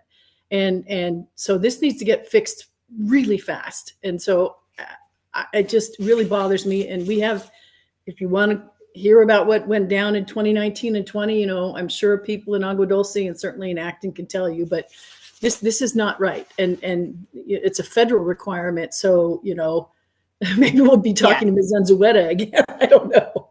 Yes, it's a state requirement by the CPUC to provide 72 hours of battery backup, and we, Spectrum complies with all state and federal regulations. And I, again, because I don't know the details, I would love to come back to the next meeting, or we could even set an individual meeting with folks to follow up on it, but I just am not in a position to be able to share the details on an issue, particularly as serious as battery backup. Okay. Fair enough. Nice, honest answer, and we appreciate that honesty. Anybody else have any questions or comments to Whitney regarding the easement situation? looks like we're clear on that. Well, wonderful. So we can work in the future toward figuring out what's going on, because there's definitely something going on, and it's not Whitney's fault, but I think we've all experienced the same situation. All right. Do you have anything else to share? No, thank you. Appreciate it. Great. Thank you. We appreciate you showing up tonight. Look forward to furthering the conversation and see if we can't come to a resolution. All right. Next up, we have old business, which is the RTG Investments Agua Dulce Residential Project by Chris Udall. Chris? Hi, Mary. I'd like to share my screen if I could. Oh, Mary's on mute. I think you should be able to do that. Perfect. Got it. See if I can get this lined up.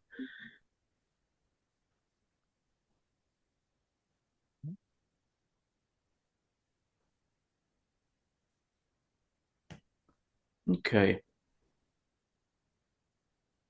Hopefully you guys can see that. No, we can't. We can't. There we go. All right. Perfect. Excellent. All right, so I just wanted to follow up on a couple of things. One is I did get the disclosures from the State Water Board regarding this fine, I think is the best way of describing it, that's been levied against RTG for various infractions in 2023 and 2024. I'd like to talk about the response to the extent it was a response from regional planning regarding the parcel number where we discovered that there was this water system being proposed, which actually sits in Acton, not Agua Dulce, because it's on the east side of the project. There's also an email that I think talks to some interesting stuff from about a year ago from a company called Burnham Nationwide to LA County Regional Planning, talking about putting at least 50 more homes on adjacent parcels. And also, finally, just to reference a couple of articles from the International Consortium of Investigative Journalists, which I think kind of put some icing on the cake. So let's start off with the Water Quality Resources Board. This is in the capitals at the top is what they sent RTG at the end of May last year. And it spells out some alleged violations. I haven't gone through them in detail, but basically they're a combination of violations related to 2 or 3 permits that RTG was required to get from the Water Board in order to do the development or the rough grading in phase 1. And the essence of those violations is that there was a lack of implementation of best management practices for stormwater runoff. So I think it was somewhere between 9 and 11 on-site visits happened from Water Board inspectors as a matter of ordinary business. In 2023 and 2024. Some of them actually may have happened in late 2022.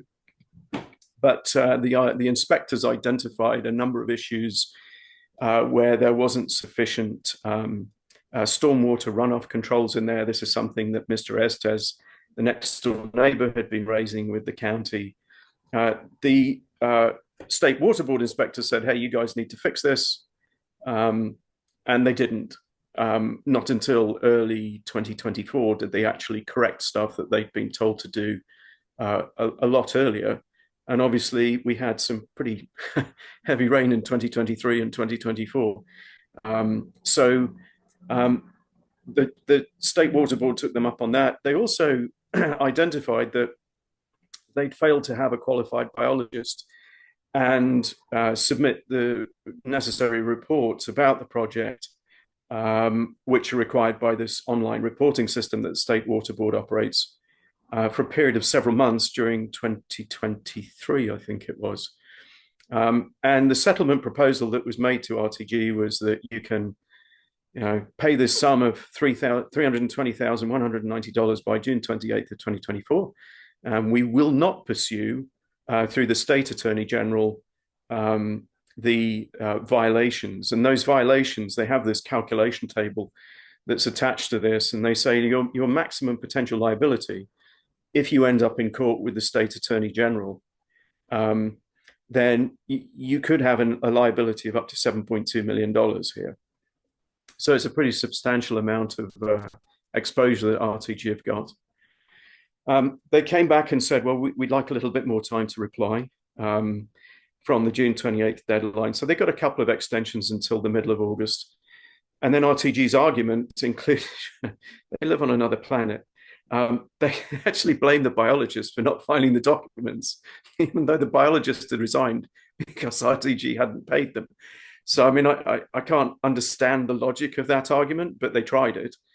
And then I forget exactly when it was, but it was sometime in August or September, RTG and the State Water Board staff had a meeting to discuss RTG's response. And I think, judging by the terseness and the brevity of the answer that came back from the Water Board to RTG, they were pretty unimpressed by RTG's arguments.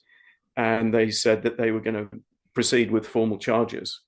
So RTG has chosen to go what's behind, has elected to pick what's behind the red door instead of what's behind the green door. So the next stage is that, assuming this thing doesn't settle, and certainly I didn't get the impression that it would, then the state attorney, the legal team at the State Water Board in Sacramento will prepare the case, and they will then bring that to the Los Angeles Regional Water Board. And that'll be discussed in an open forum at some point this year. And at that forum, people will have the right to offer public comment on what they think about the validity of pursuing these actions against RTG. So people like the next door neighbor, Ken Estes, would be able to make comment on that, as well as any of the neighbors or community members who are concerned about this. Hey, Chris, can I interrupt you for just 1 second? Sure. Yeah. I see that Congressman Whitesides has joined the meeting. Do we want to see if okay, now I see that he may have departed. No, I haven't departed. I'm right here. Hey, Perfect. Mary, I don't want to interrupt you guys, and I don't want to interrupt Chris's important stuff. I just want to say hello. I apologize for not being on earlier. I was stuck in something. I just want to say I want to represent you guys well. I'm a resource. I'm here for you. So let me know what I can do. And, happy to talk anytime. As many of you know, we have a place over on Deer Glen. So, happy to chat, but I also don't want to disrupt the flow of your meeting. Well, thank you, George. We appreciate that. We appreciate you taking the time to come join this meeting with us, and just sit back and listen to Chris's report, and you'll be amazed. All right, sounds good. I'm here. Great. Thanks. This is actually something that we've been discussing with your predecessor. And this particular project is sitting in your district on the eastern side of Agua Dulce on the border with Acton. And after we ran through the overview of this project, I mean, this is very detailed stuff here, but when I get to the end of it, in a couple of slides' time, you'll understand the essence of what's actually going on here. There's plenty of information on our website, and obviously as the council, we'd be happy to sit down with you at some point when it's convenient, 2 or 3 of us, and meet with you and walk you through some of this, because it's quite a big mess. And your predecessor felt that it was an issue of, actually, in his words, national security. So happy to do that. Thank you. So just back to the regional planning. If you remember, in the middle of last year, we figured that there was this additional water pressure zone with this big storage tank that was located outside of the Agua Dulce residential project, immediately in a lot to the east. And in addition to the homes, it was spec'd out to support lots of commercial use, 90 acres of commercial on that lot between the bottom of the property and the 14 freeway, a 19-acre school, and some 40 acres of commercial, which we think was this Pacific Jazz Investments property, which was picked up along Valley Sage Road, where they'd been proposing a nursing home. And that sits within Acton's boundaries. And there was no response to that. We said, just give us the information you've had about the improvements on this particular parcel. And they didn't reply. So I followed up, I think it was in December or early January. I put Stephanie on the copy list, and we actually got a reply, but there really wasn't much in the reply. And this is just an overview.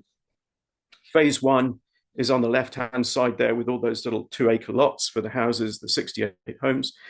And then that pressure zone 3340 that I've highlighted there is what's on the plans, even though none of this was ever in the original approvals and planning documents that were approved in 1994 and 2007.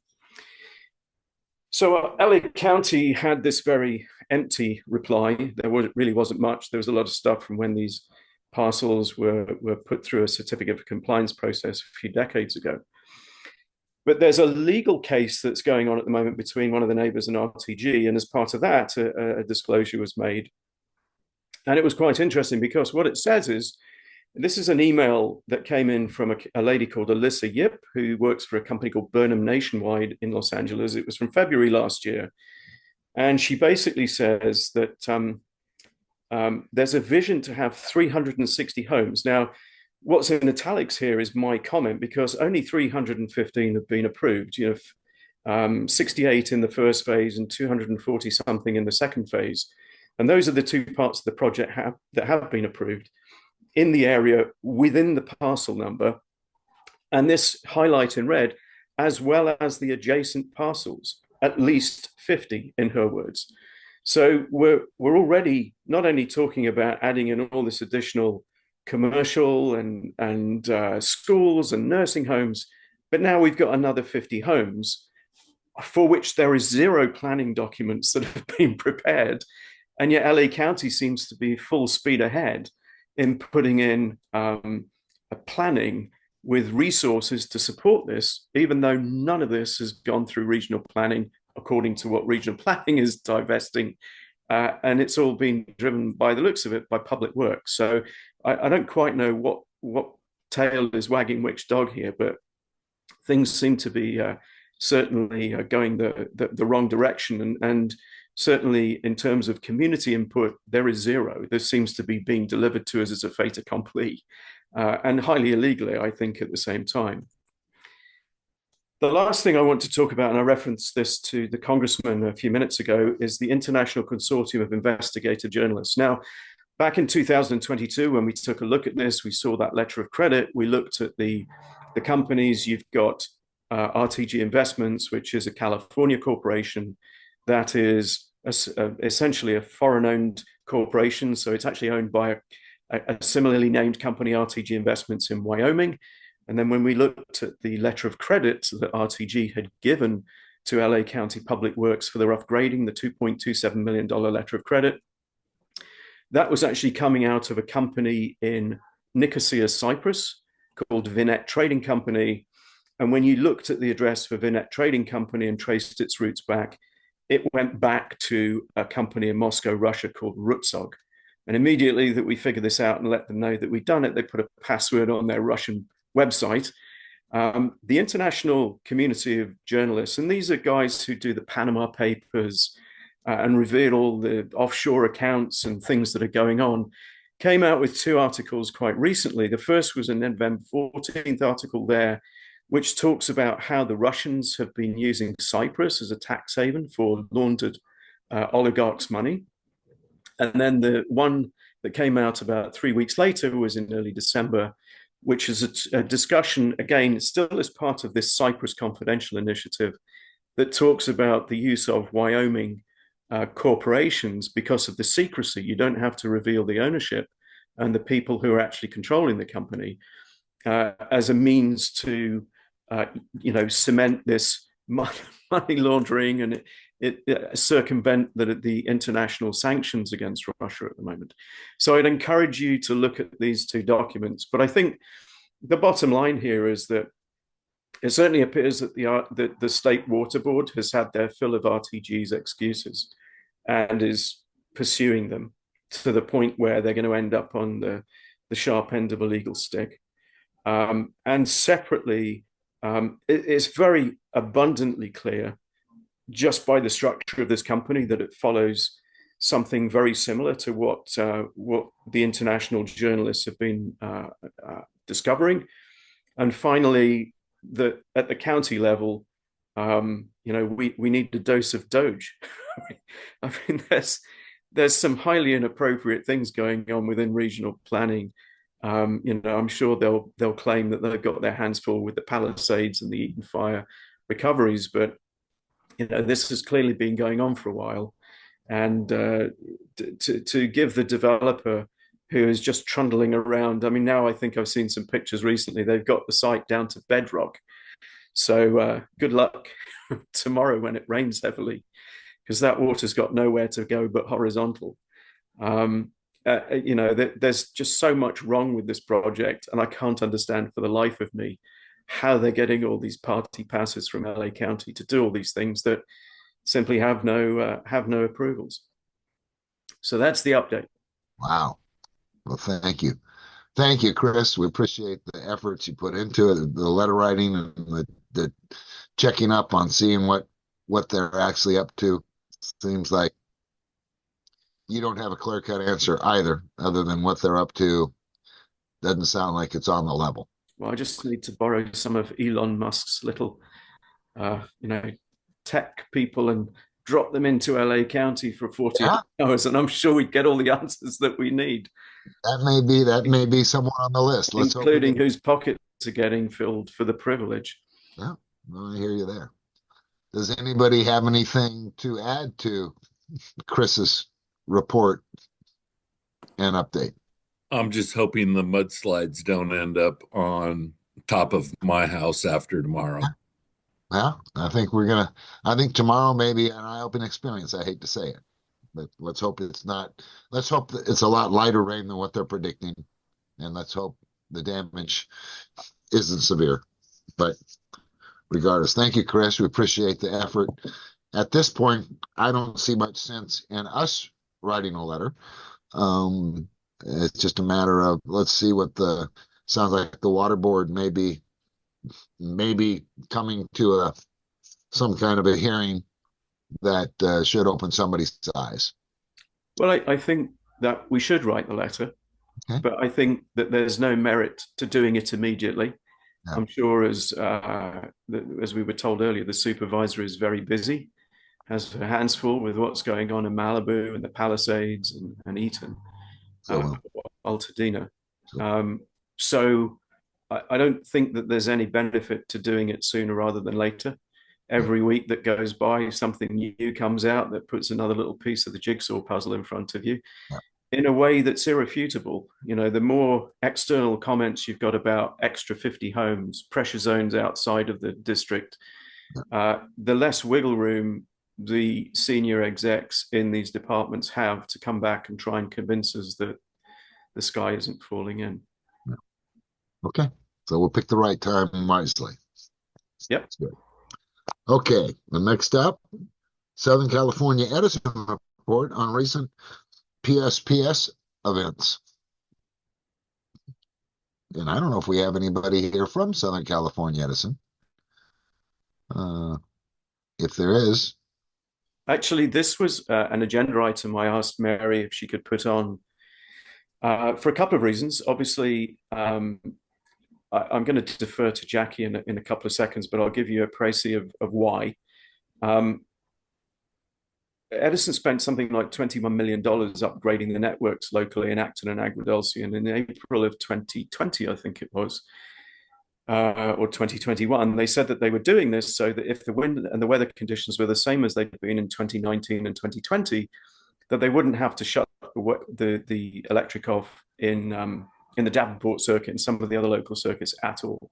And clearly they failed. I mean, there's no sugarcoating it. The power went off for some people in our communities for several days at a time. Yep. And Edison's response is still chaotic. You go to their website, you can see that the restoration time is unavailable. Right. The people that they put into the support centers in Acton and Agua Dulce and the Women's Club and the Community Center have zero clue really what's going on, which I think is unfortunate for the people that they put into those centers.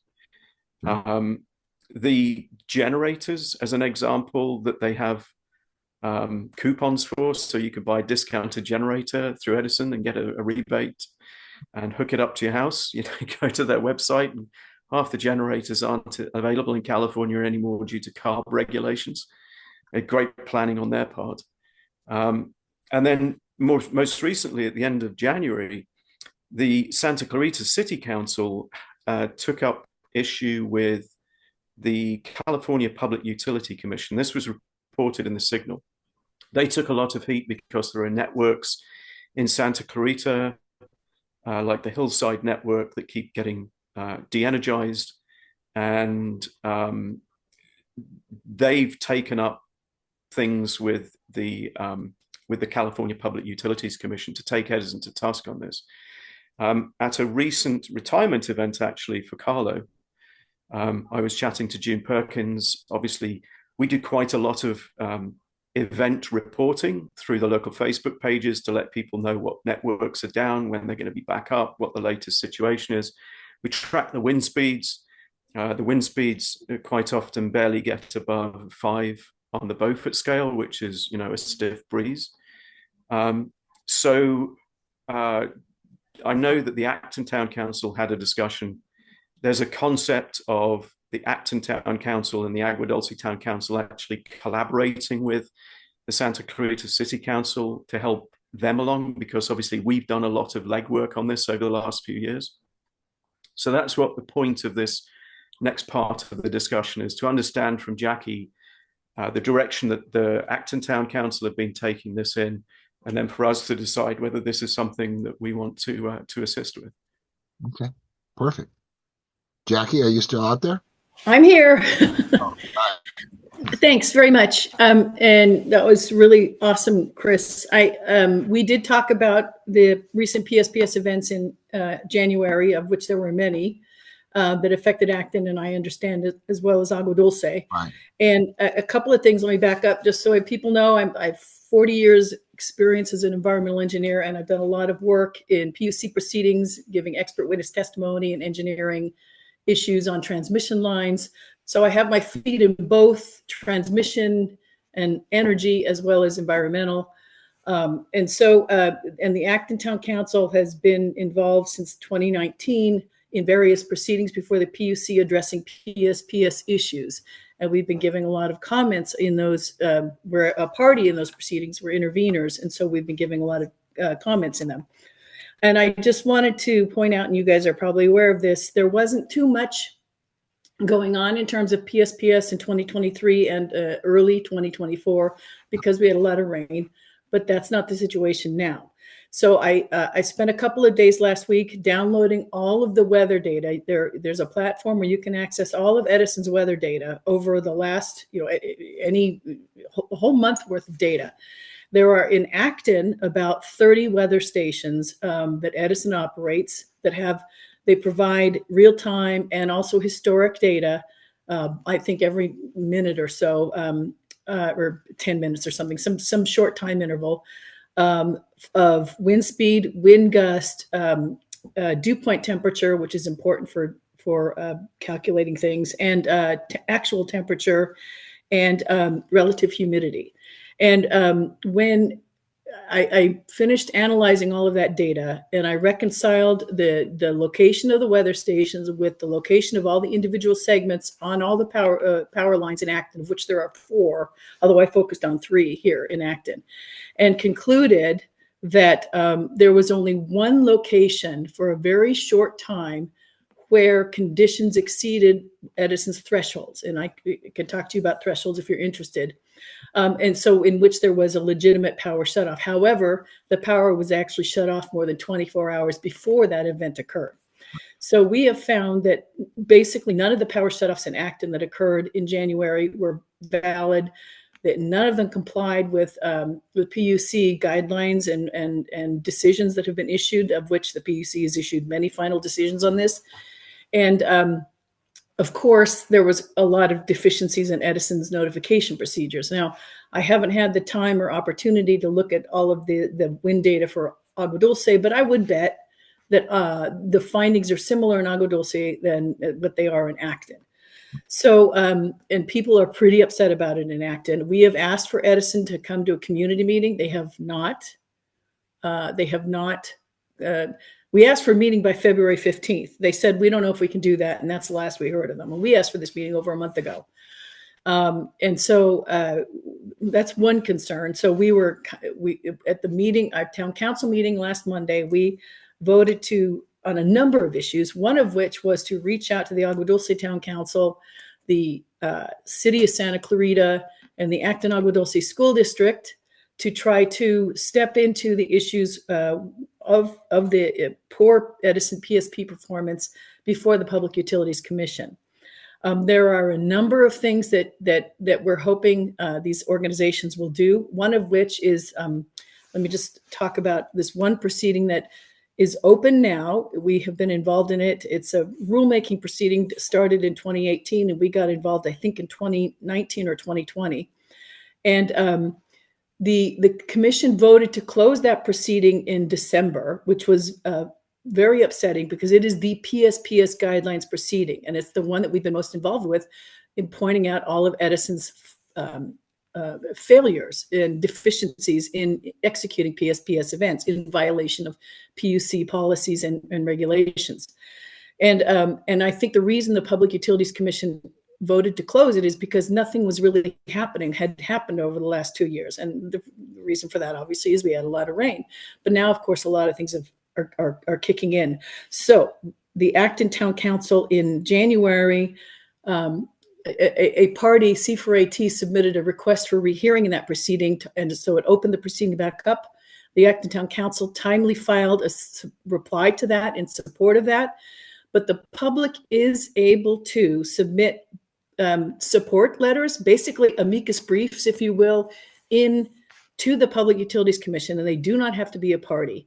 And we were hoping that at a minimum, affected communities and agencies like the school district and Santa Clarita and Agua Dulce would contemplate or consider writing a letter and filing it in that proceeding. And I can give you instructions on how to do that if you would be so kind, because we need this proceeding open because, and I'm happy to send to you all and anybody who's interested in it, the Acton Town Council reply to the request for a rehearing, which supported the rehearing request. And we actually asked for oral argument also before the Public Utilities Commission.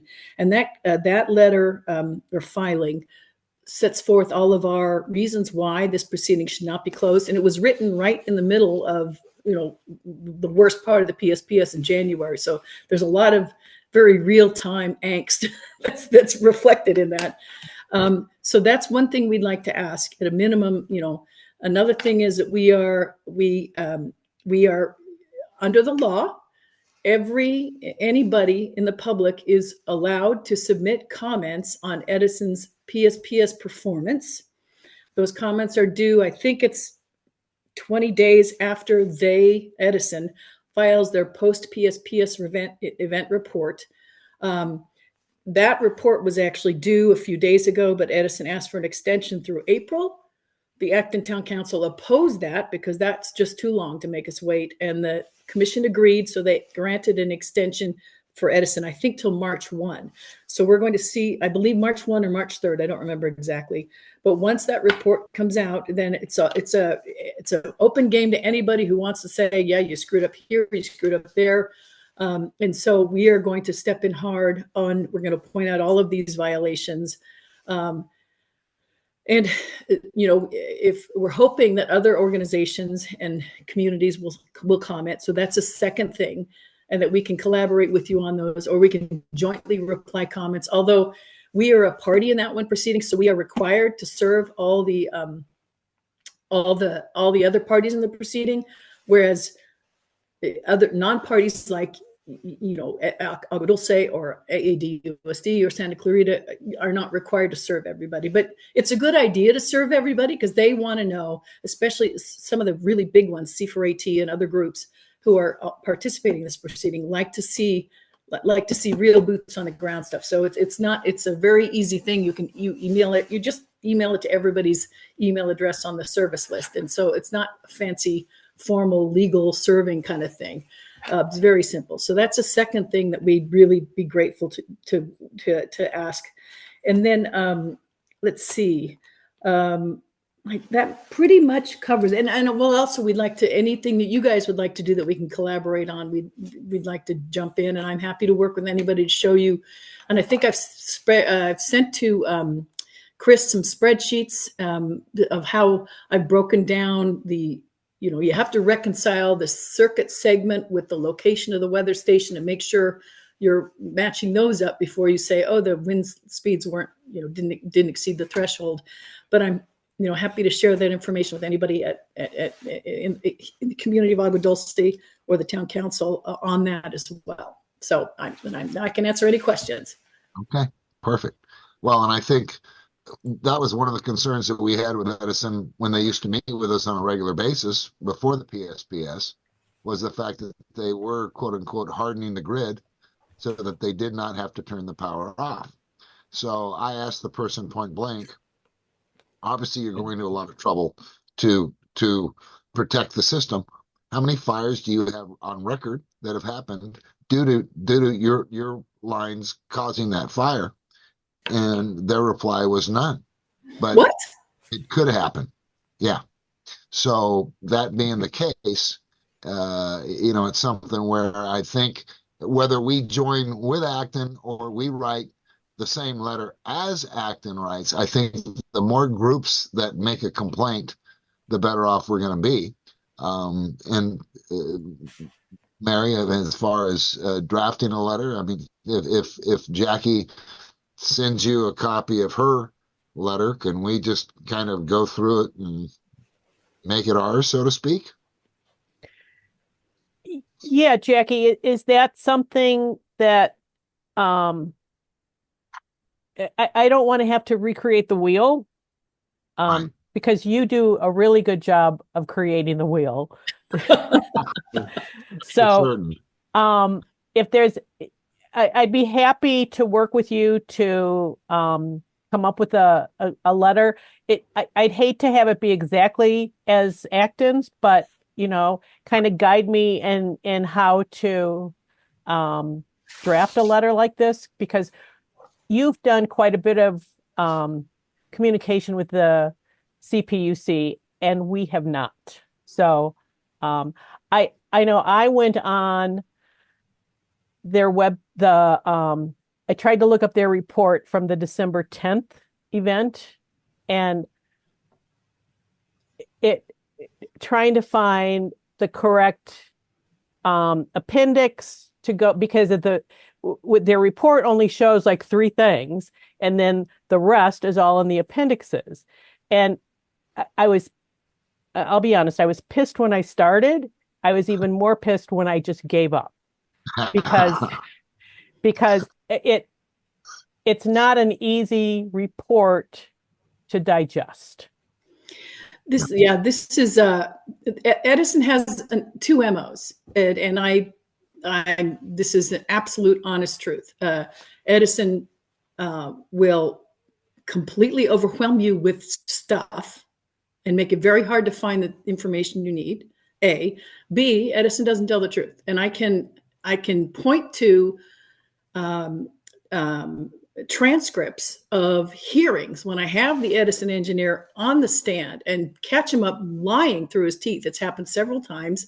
And to one point, the judge says, just stop the whole proceeding. Turn to the Edison engineer, says, I do not understand your proceeding. And everything stopped. And it's been for 3 years now. They're still dinking around. But one thing that's really important is that letters, so there's one of them is like the amicus brief letter, which can be very brief, and I can absolutely help you with that. But that letter needs to sort of reflect local experiences, which I can speak to it in Acton, because that's all I've been doing for the last 2 weeks, is assembling all that information, and but I don't know that much about Agua Dulce. So so anecdotal information about, some people have weather. I've collected data. Some people have their own weather stations and said, my power was cut and it's 2 miles an hour wind speed, gusts of, 4. So if you have any of that information, or just, we don't have, and I know Chris has done perhaps some data as well. He can do some perfunctory look and say, hey, look it over some of the wind data. I've sent him some links for wind speeds. and say, there's nothing here. There's no there to have justified this. So that could be a pretty short letter, and I'm more than happy to help you on that. The comments on their post PSPS event report, that's what it's called. The Acton Town Council tends to make them much more detailed, because you go into detail on how their wind speeds. What they're supposed to do is cut power when wind speeds, I think it's 30 wind speeds. That means sustained wind speeds exceed, I think it's like 38 miles an hour, and when wind gusts exceed 55 miles an hour. So those are very high. 55 mile an hour wind gust will pick water out of a pool and send it flying. So it's a very high threshold, and they often. If you look at that December 10th, by the way, PSPS report that you're talking about, and I can show you where to go for the gems, and it'll take you 5 minutes, and you will see that Edison actually reported, for example, on the shovel circuit in Acton, the portion that's at Acton, that they cut power on this shovel segment when the sustained wind speeds were in the 20s and when wind gusts were in the 30s. So they openly admit that they cut power before when the wind speed thresholds were not exceeded. And that's a big problem, because the PUC has yet to conduct what's called a reasonableness review of Edison's decisions to cut off power.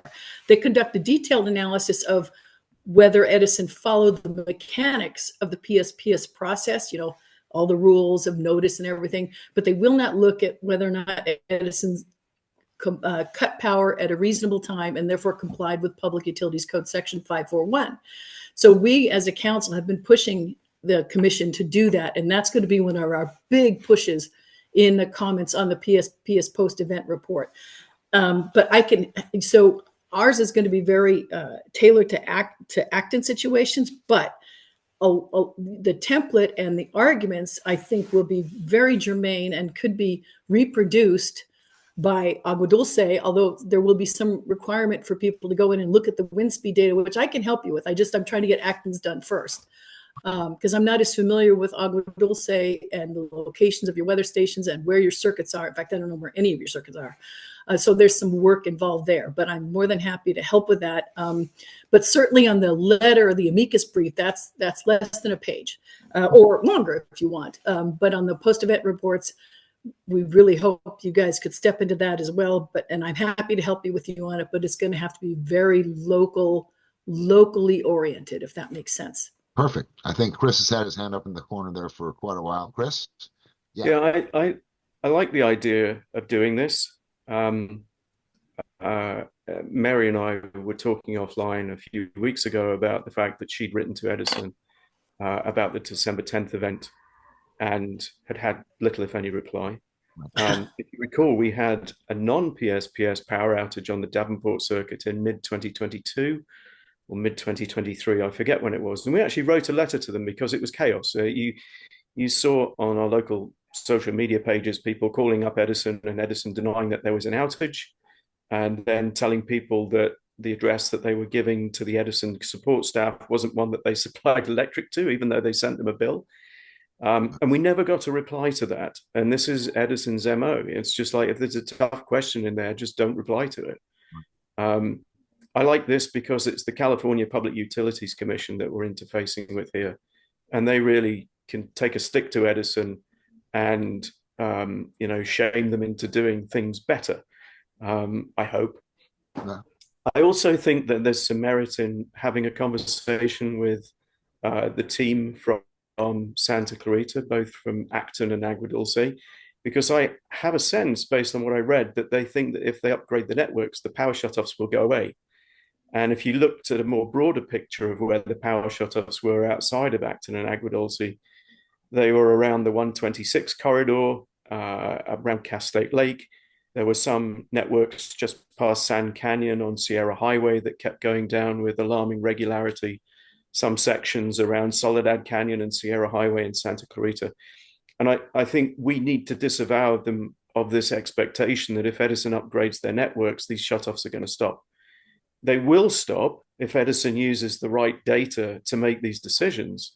My biggest concern, having seen what happened with the Hearst fire and also with the Eaton fire, is not so much the distribution lines locally, which have been upgraded with insulated line and all the rest of it, and micro switches, but it's the transmission lines that crisscross our communities. Yep. We have no idea what condition those transmission lines are in. And Edison screamed blue murder at me when I walked into the women's club and said, "Hey, it looks like your power towers in Altadena." Oh no, there's no proof of that at the moment. And I said, well, look, I'm looking at online at these agencies that map out the power spikes on your power lines, and they're saying that they were detecting all these spikes in power that can melt your transmission lines immediately before it happened. But you don't know that. It's too early to say that. I mean, these guys live in the same alternate reality that RTG lives in. Yeah. And we need to team up, in my humble opinion, with the Acton Town Council, with the Santa Clarita City Council, and steer the CPUC in the right direction to ask the tough questions. And Edison doesn't have a right not to answer back to the CPUC. So can I jump in here? Because one thing, the proceeding's been reopened. The Agua Dulce Town Council and even the city of Santa Clarita and the school district could file a motion for party status, and I could give you the template on how to do that and use ours. And it's not like a legal proceeding where you have to get a lawyer and do all this, find third-party services. Not like that at all. It's called an administrative proceeding, so it's much more public friendly. So that's one thing that you could do, because if you look at the support letter that we wrote in support of C4AT's request for rehearing, the transmission line issue was something we really stepped into. So let me just take a minute and explain why that's so important. If you know anything about clearly the Eaton fire is a concern, but we're not going to see the report on that for a while. So we can't rely too much on that in terms of hard data. However, the Saddle Ridge fire, which occurred in 2019, was a result of Edison's 220 kV line in Sylmar. And what happened is that infrastructure was built in 1970. And what happened was basically a buckle, a connection that holds the insulators on, broke. Now that piece was supposed to last 100 years, and it didn't last 100 years. It lasted less than 60 years. And so that was one problem. And then also, it was built in 1970 at the time under what's called General Order 95. It was built for what are called light wind standards of basically 8 pounds per square inch. And when you do the calculation for what 8 PSI is, it's about 55 miles an hour, which means that tower in 1970 was built for light wind conditions. The PUC said, this is in a known high wind area. You guys really screwed up. You should have beef this up, knowing that it was not sufficient for the purposes that we have. Now, Acton has 8 500 kV lines in and 9 500 and 220 kV lines going out. So we have a lot of these, and a lot of those lines were built in the 60s, which means they're built before the 1970 line that failed in the Sylmar line, in Sylmar in the Saddle Ridge fire. So your point about transmission lines is another issue that the Acton Town Council is really concerned about. A couple of things. None of the transmission lines are built with covered conductor, which means they are susceptible to windborne debris, which was a big issue and why Edison spent billions of our money. One of the reasons why your electrical rates have gone through the roof is because Edison has spent so much money retrofitting our distribution lines with covered conductor. None of their transmission lines have covered conductor. And in Acton, many of the transmission lines are almost the same height as our distribution lines. So therefore, they are as susceptible to debris damage and shorting as the distribution lines were in Acton before they retrofit everything. Another thing to keep in mind is that transmission lines operate by definition above 200 kV, and you don't need to have two lines touching each other on a high voltage circuit to have a short. They can just get near each other. So in many ways, transmission lines are even more susceptible to these sort of faults and failures and starting fires. than distribution lines. So your point is brilliant, Chris, and that is exactly one of the things that we are stepping into in this proceeding. So thank you. Right. Thank you, Jackie. Looks like Catherine's got something to add to the conversation here. Yes, Catherine. Well, I agree that the letters are very important. And when we had the highest wind, when all the fires started, the power was still on. They never turned it off. It sounded like a locomotive was coming through the house. And I was sure the power would go off. It didn't. But then they turned it off when the wind was barely, blowing. It was ridiculous. And there, are elderly people out there and people on oxygen tanks. It was horrific. It like you said, it was for days. And these areas, we don't have water either because the power's turned off, the pumps don't work. So God forbid if we did have a fire, we have no way of fighting it. Yep. Hear you 100%. So you're right. And some of the things that we're bringing up is I've asked for the transcript of the sheriff's call in Canyon Country.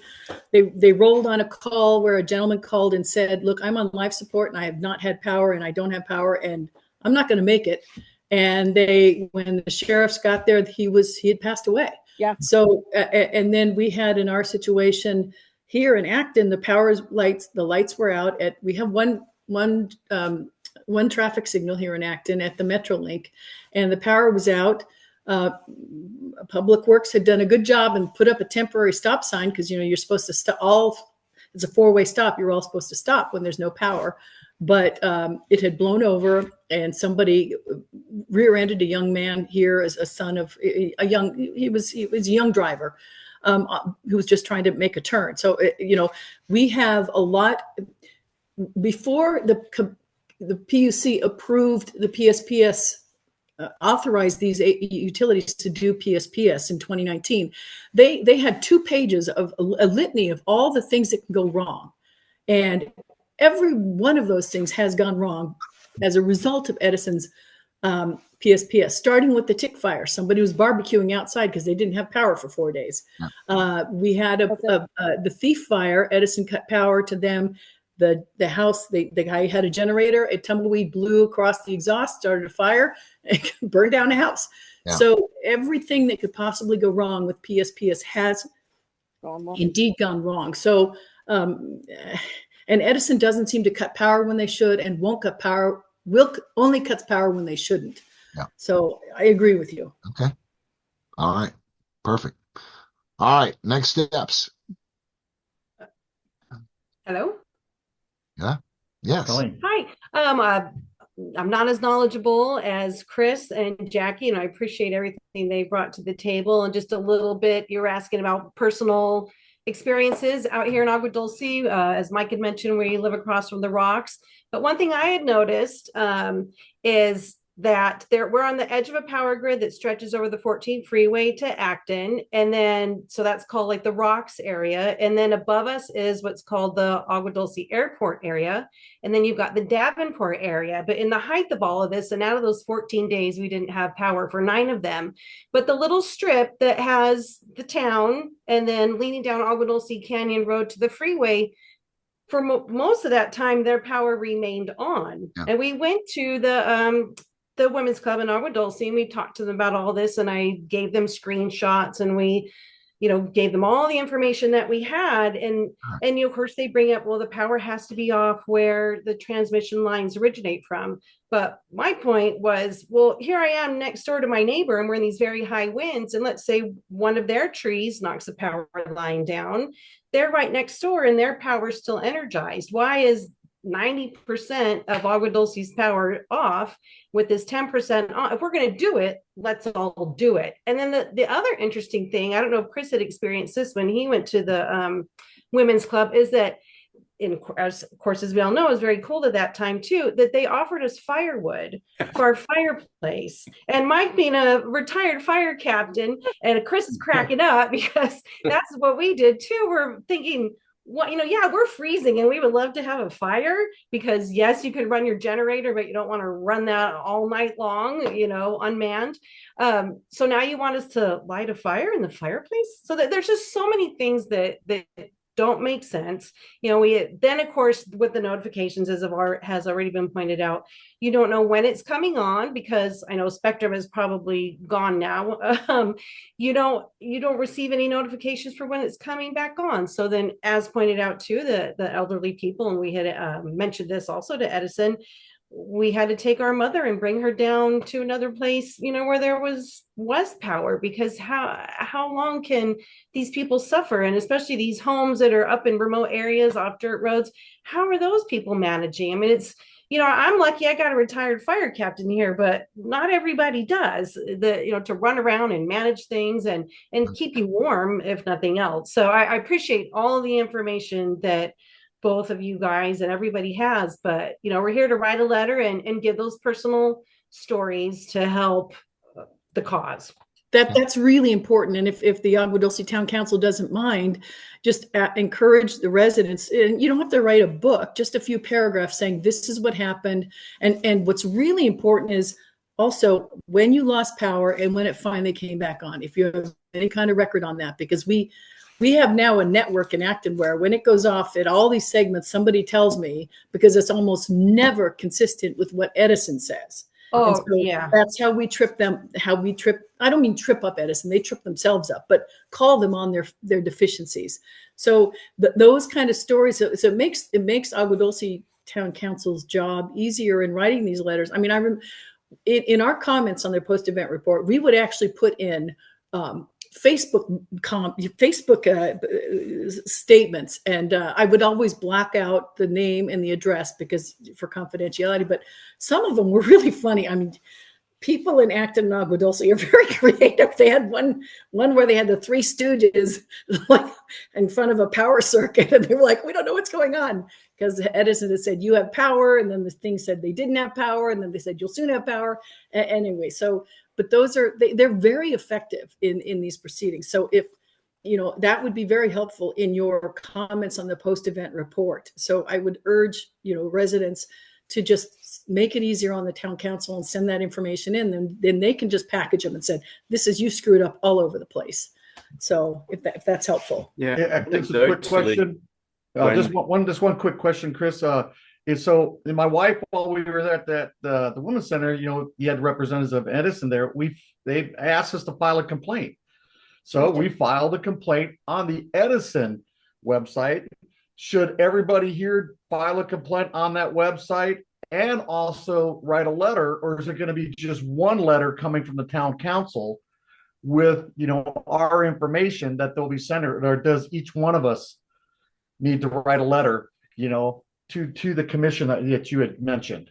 I would recommend actually the amicus brief can be from everybody and anybody, as well as the Agua Dulce Town Council. Just saying this is what Edison has done, and just couch the letter in saying, and I can send a sentence or two to Agua Dulce Town Council, and you can post it saying, we understand you're closing this rulemaking proceeding. You need to keep it open because Edison's not doing things properly, and this is what they've done. And then just tell your story and say, we need the opportunity to strengthen the guidelines for PSPS because Edison still can't get it right. So just to give you background, what this proceeding about is it's about setting up the standards and the requirements and the regulations for utilities to follow in a PSPS event. And in our comment, we pointed out two things. We said that either the current guidelines are completely unworkable because Edison can't seem to get them right, or the consequence of not doing it right is so absurdly silly that Edison doesn't care about doing it right, and because there's no consequence. Either way, that means the guidelines need to be revised and strengthened. So so that was our argument, and that's something that you would want to say in these letters. So it would be great if Agua Dulce Town Council did a letter, and individual residents too. And I can work with Chris and Mary on getting what you need to be able to do that. Perfect. Okay. Thank you. Well, we welcome that, Jackie. And Mary, I think Jackie's going to send you some correspondence, and we can take it up from there. Yeah, All right? Jackie, just so that I've got everything in my head.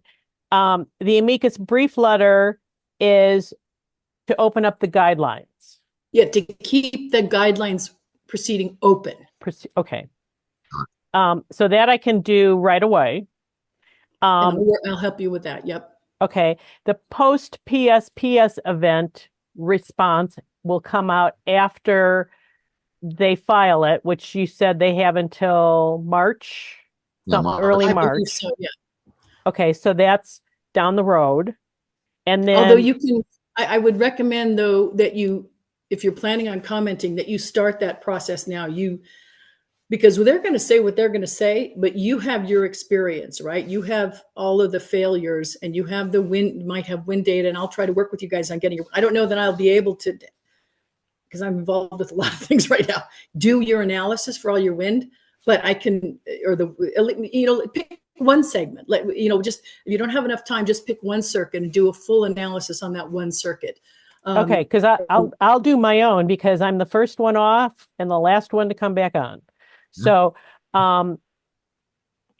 I can probably even look at the December 10th report, and if you can help me with that on where to find this stuff, then I'm good. That was where I ran into my biggest issue. Well, let me do this. I'll collaborate with you, and we'll look at it together on our screens, and I'll say go to this page. But if you could tell me what your circuit is, Mary, so let's just step in on your circuit. I'm fine with that. I could do one. I'll have time to do one for Agua Dulce, but I'm involved in another lawsuit with the county, and I got a lot of stuff going on. So I'm the best, believe it or not. So so just tell me what your circuit is right now, and then tell me do you have an up-to-date current circuit map for that from Edison? Yes, I am on the Lukes, LOUCKS circuit. Okay. Number 1 or 2? And do you have a I'll step into that first thing tomorrow. Do you have I need a circuit map. Do you guys have a up-to-date circuit map? Oh, you do. Could you email that to the Acton Town Council? Yes, I will. And it shows where the segments are? Yes. Because that's what I need to map it onto their weather station data, and then I can work from there. Okay. Now, the other thing you said was you encourage us to file a motion for intervener status? You could file a motion with the Public Utilities Commission for intervener status. Okay, so what I'd like to do what I'd like to do is to make a motion to write all these letters collaborating with Jackie in time, as time as I have time to right. And as Jackie has time to help me out with that. So I'm going to make a motion to write these 3 letters to the PUC. Perfect. All right, we have a motion on the floor. Do I hear a second? Second. Second, okay. And I think, does anybody have any more discussion or comments? If not, do you guys, do you need a different motion to collaborate with us with the city of Santa Clarita, which I think Chris was leaning towards, or is that a different thing? That's a different thing. So this is letter writing. And so then after that, I'll move to collaborate with the Acton Town Council and the city of Santa Clarita on PSPS related matters. There you go. It's a nice broad one. And We're also going to approach the school district too, if with other at all. Okay. Yes, at all. At all. Do I have a second on that motion? Chris. Okay. So we have 2 motions on the floor. First motion is a motion to write the 3 letters, which I think we'll have plenty of discussion on that. So all those in favor say aye. Aye. Aye. Opposed? All right. And the second motion made by Mary, seconded by Chris, is that we collaborate with the different agencies and work toward seeing what kind of solution we can come up with on the PSPS situation. Yes, that is okay? correct. Is there any more discussion on that? If not, all those in favor say aye. Aye. Aye. Opposed? Okay. All right. Excellent. Thank you very much. Thank you, Jackie. Thank you, Jackie. Yes, thank you. It's kind of like, what leverage do we really have? And Jackie, you really added hope to this situation, because it was kind of like, we're all on our own, and we're right where Edison wants to put us. And, personally, I think they're totally taking advantage of us. But regardless, that's my own ploy. But I think that if we can constructively come up with some kind of a defensive measure, or better yet, offense, I look forward to those letters going out and see what kind of response we get. So that brings us to the President's report. General report, 2025 Agua Dulce Town Council meetings. They're going to be held virtually on Zoom for January, February, March, and then April we're going to have an in-person meeting at the Women's Club. And then May, June, and July, they're going to be Zoom. August, we're dark. October, September. September, we have a meeting that's going to be in person and live. And then also our December meeting is going to be in live. So that's what we're going to do for the year 2025. We'll see how that works. And we'll revisit it if need be, come up with whatever solution seems to be the best. But it seems like definitely meeting like tonight, we have good participation, good comments, and we are definitely getting something accomplished. Incoming correspondence for action. We have a letter from Land, Sea, Air, Agua Dulce Airport agenda requirement. Again, they're required to ask us if we need to agendize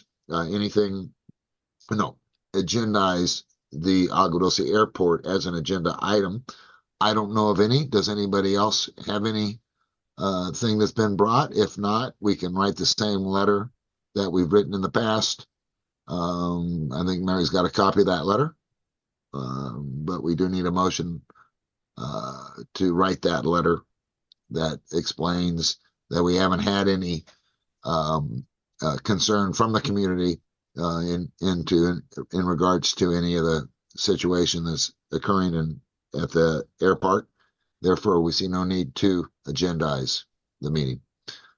So if somebody wants to make a motion like that, I can wait. I'll make the motion, Don. All right. Scott Keller makes the motion. And do I hear a second? I'll second it. Seconded by Catherine. Okay. So the motion is that we write the same letter we've written in the past to the airport to let them know that we did receive their letter and that we're responding, that we do not need to agendize the airport at this time. And then in 6 months, we'll get the same notification like we have in the past. So all those in favor say aye. Aye. Aye. Opposed? Okay. Public hearing, community meetings, workshops, the micro enterprise home kitchen operation, otherwise known as MEHKO, is having a meeting February 22nd from 9:30 to 2 o'clock at Las Palmas Park. It's on Huntington Street in San Fernando. So you can register. The link is on our website there if you wish to go and wish to register. Incoming correspondence for notice. We have a number of regional planning plans that have been filed. The Sweetwater Farms is opening back up. The ground mount solar on Agua Dulce Canyon Road. Continuing use of a existing cell tower. It's all listed there on our agenda. If anybody has any concerns, definitely they can let me know. Cliff, you got a concern? Okay. Otherwise, I think that brings us up to open forum, which is at the moment when anybody can discuss something for 3 minutes to the members that are here. And if they have any concerns or comments or desires, now's the time to bring them up. So who would like to be first? Looks good. Okay, so any update on high-speed rail? Jackie, anything? No. Okay. It's still the same as it's always been, right? I can tell by your head. Okay, good. All right, new business. We don't have any other than the PSPS comments that we're going to bring back to the next meeting. Committee reports. Election committee committee chair is vacant. Boy, I would sure like to appoint. Where'd she go? Lorna? Did she escape? She was here 32 seconds ago. Anyway, I'm Lorna here, Dawn. I'm here.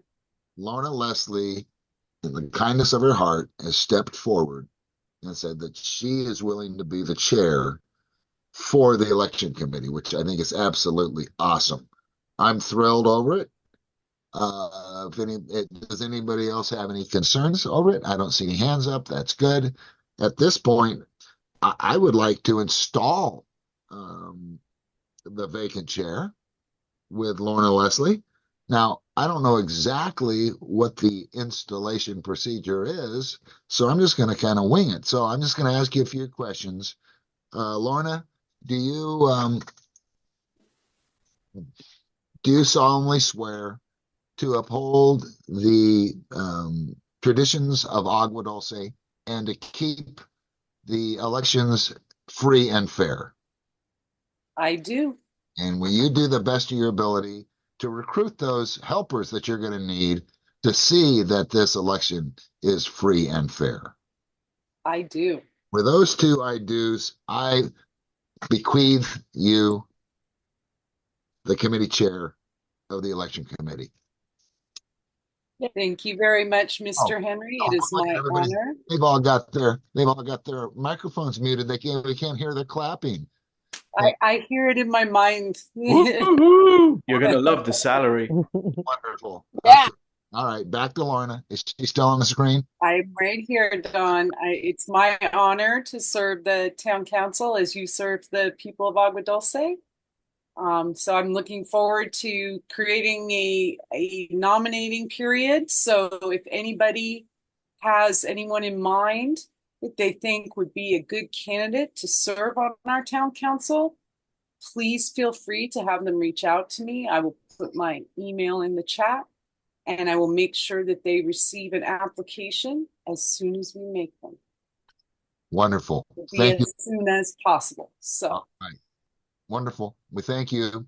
Thank you. Look forward to working with you in the future. That's for certain. Same. Okay. All right. Now we have the committee reports. Other than the election committee, we have the film committee with a new chairperson, Catherine Segura. Catherine, report time. There were 3 films shot this last month. Okay, wonderful. Yeah. And Parks, and anything to report about those films? Good. No. Okay. Good. They were all good. They were all good. Yeah. Good. That's what I'd like to hear. Parks and Trails Committee, Mary Johnson. Mary, is your microphone muted? You're talking. It is. Okay. Okay, go ahead. I have continued to be in contact with the superintendent at Vasquez Rocks, Sarah Brewer, to try and sort out the equestrian issues that we've been trying to get sorted out for a year. Right. And I wasn't really getting anywhere, and there was emails exchanged back and forth, and I wanted to have a meeting with some key equestrians and the Vasquez Rock staff. And then Sarah said she wanted to have more county staff pre-meeting, and I was like, I'm done with this. We need to move forward. So I enlisted the aid of Isabel from Supervisor Barger's office. Great. And today Isabel asked me where we were, and I told her same place we were a month ago. And she said, okay, let me see what she can do. So she contacted Sarah's supervisor and said, we need to get this moving forward. And so I think now with Sarah's supervisor involved, I'm hoping within the next month we can get this done, because the whole purpose of this was equestrian use after rainfall. And we went through all of last year dealing with, you can't go in and ride in Vasquez Rocks for 5 days if there's a drop of rain. Right. Right. And it just didn't seem logical to anybody. Seems more illogical, Mary, is the 5 days grew to 10 days. It, with arbitrarily, completely arbitrarily. Yeah, arbitrary. That's the point, I believe. Yeah. So Okay.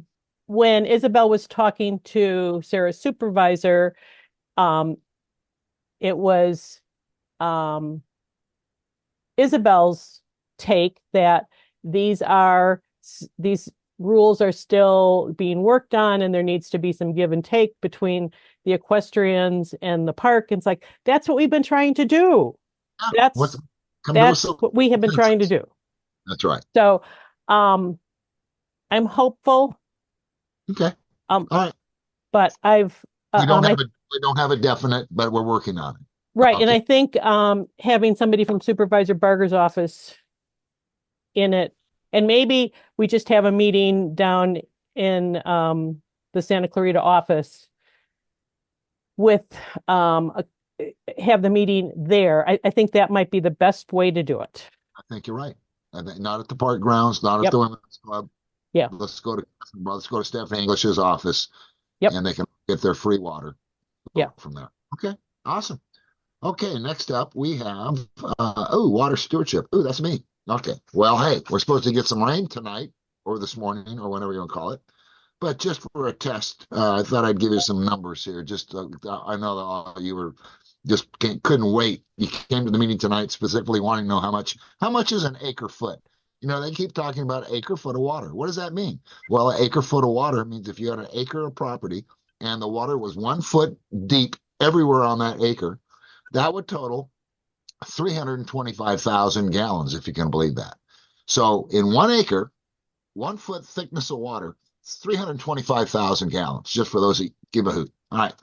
Next item is, what's an acre inch? Well, an acre inch happens to be about 27,000 gallons, which seems like quite a bit of water. 27,000 gallons on an acre inch. Then you say, well, wait a minute. My well puts out, they say, gallons per minute. Well, how many gallons per minute does that equal? I know you all want to know the answer to this. So 1 gallon per minute for the entire year would equal 525,000 gallons, about 500,000 gallons in 1 year if your well made 1 gallon per minute. Now, the governor signed into law that people can only use 50 gallons per person per day in the entire state of California, if you can believe that. So 50 gallons per person per day, figuring 3.75 people per home, equals 68,000 gallons per year, which, believe it or not, is about 2.5 acre inches of water per year. So they'd love to make that stick. It is a law that's in the books. It's an ordinance. 50 gallons per person per day. They just haven't figured out how they're gonna measure it. How do they find out how many people are in there taking a shower and how many people live in a certain house? And then they haven't figured out how they're gonna levy fines. But give them a year or two, they'll come up with something. But right now in the books, if you can believe it, 50 gallons per person per day is what the current California law says is the maximum usage. So for those of you that cared at all about how much water we're going to get in this rainfall, you do the math. All right. So that brings us up to the ways and means. And we have Scott Keller here with us tonight. Scott, thank you. This is your moment to shine. Okay. I have nothing to report, Don, but yours was absolutely fascinating. Okay. All right. Good. Well, we love numbers. Disaster planning. We got Gary and Chris on the show. Gary, Chris, who would like to step forward? Was Gary here tonight at all? Yeah, I'm here. Gary. Hey. Is there anyone you want to share with us? I guess I can. Okay. More to the latest activity that disaster planning is actually sponsoring Perfect. Is the ham radio technician class, and Chris is aware of this. Okay. We started this class in January. We had our fourth class yesterday night. So we will have one more class, and then we're going to have the exam, and we have 15 participants in the existing class. Wow. So that is actually pretty significant because I believe one of the participants we have in a class comes from La Cañada. Wow. Okay. So it appears that there aren't a lot of organizations that are providing this service. Wow. What do we get out of it? If we have 2 or 3 people that are local between Acton and Agua Dulce, that's 2 or 3 more people that we have that have radio equipment that can assist the community if we have an earthquake or fire or an accident, and they can get access to direct point-to-point communications between radios or using the repeater at Hauser or one of the other repeaters that are in the area. So the real initiative for the ham radio group is to dovetail with Agua Dulce disaster planning and provide a backbone for a communication network. As I listened, I can see that we're sadly in need of that, since Spectrum's cell tower just dies when we have a power outage. Yeah. Yep. Okay. So, wonderful. Anyway, I wanted to make a quick shout out to Mary for getting the liability insurance to Jim Hall at the library so that we could proceed. I really appreciate that, Mary. Right. Okay, she took care of that. I saw that thing come through the mail. That's wonderful. Thank you, Mary. All right. Fantastic. Well, that's great, Gary.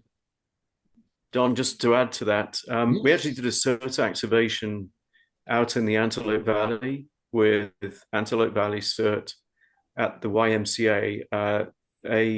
An agency had asked people to bring donations for the fire victims, and those donations were piled up to the ceiling. Wow. So the area retired Captain Scott Polgar, he came in there and said, you guys need to get these away from the sprinkler system. So the Antelope Valley Cert went in there. We sorted out all the clothes. We bagged them all up. We made sure all the food donations were sorted into different categories, made sure that none of it was expired, boxed it all up. And then we got a box van from the local church, and it went into the specific areas that these distribution centers were working at. The one thing that I think it highlighted was that you get this massive influx of aid, and the people who are actually taking the aid, they're full initially. There's piles and piles and mountains of this stuff initially. So I think it shows that there needs to be kind of more planning behind the distribution of this over a longer period of time, because obviously a lot of these people are out of their homes for many, many months. The other thing that I was able to do, obviously, we got our own cert container from Division 3 through Assistant Chief Sprengel and Maria to replace the one that ended up in Acton. And I was able to sit down and spend some time chatting to Scott. Scott obviously took over. He retired from the fire department. He'd put a lot of the cert stuff together, and he had obviously to deal with the fallout that Mark, the previous commander, had created when he just basically pissed everybody off. So what I've done is I've suggested to Maria, as you heard, that we invite Scott along to the graduation at this next Agua Dulce Cert class on the 25th of this month, so that he can make a presentation about what Antelope Valley Cert does, because they're actually quite active. They do additional training that you don't get in the basic cert class, and potentially pick up some new recruits who want to be more actively involved in the cert program. But as Maria says, we have done post brush fire recovery work where we go in there with a sieve and help people sift through the ashes of their house looking for family heirlooms and jewelry and stuff. But I think that's well beyond the scope of what you would expect of CERT in the Eaton Fire area and Pacific Palisades, just because of the sheer amount of hazardous material down there. So the EPA is really leading the charge on that. But hopefully Scott will find some time to come along and address the CERT class. And for those people who graduate who want to be more involved, then the Antelope Valley CERT team might be an option for them. Perfect. Thank you, Chris. We appreciate that. Okay.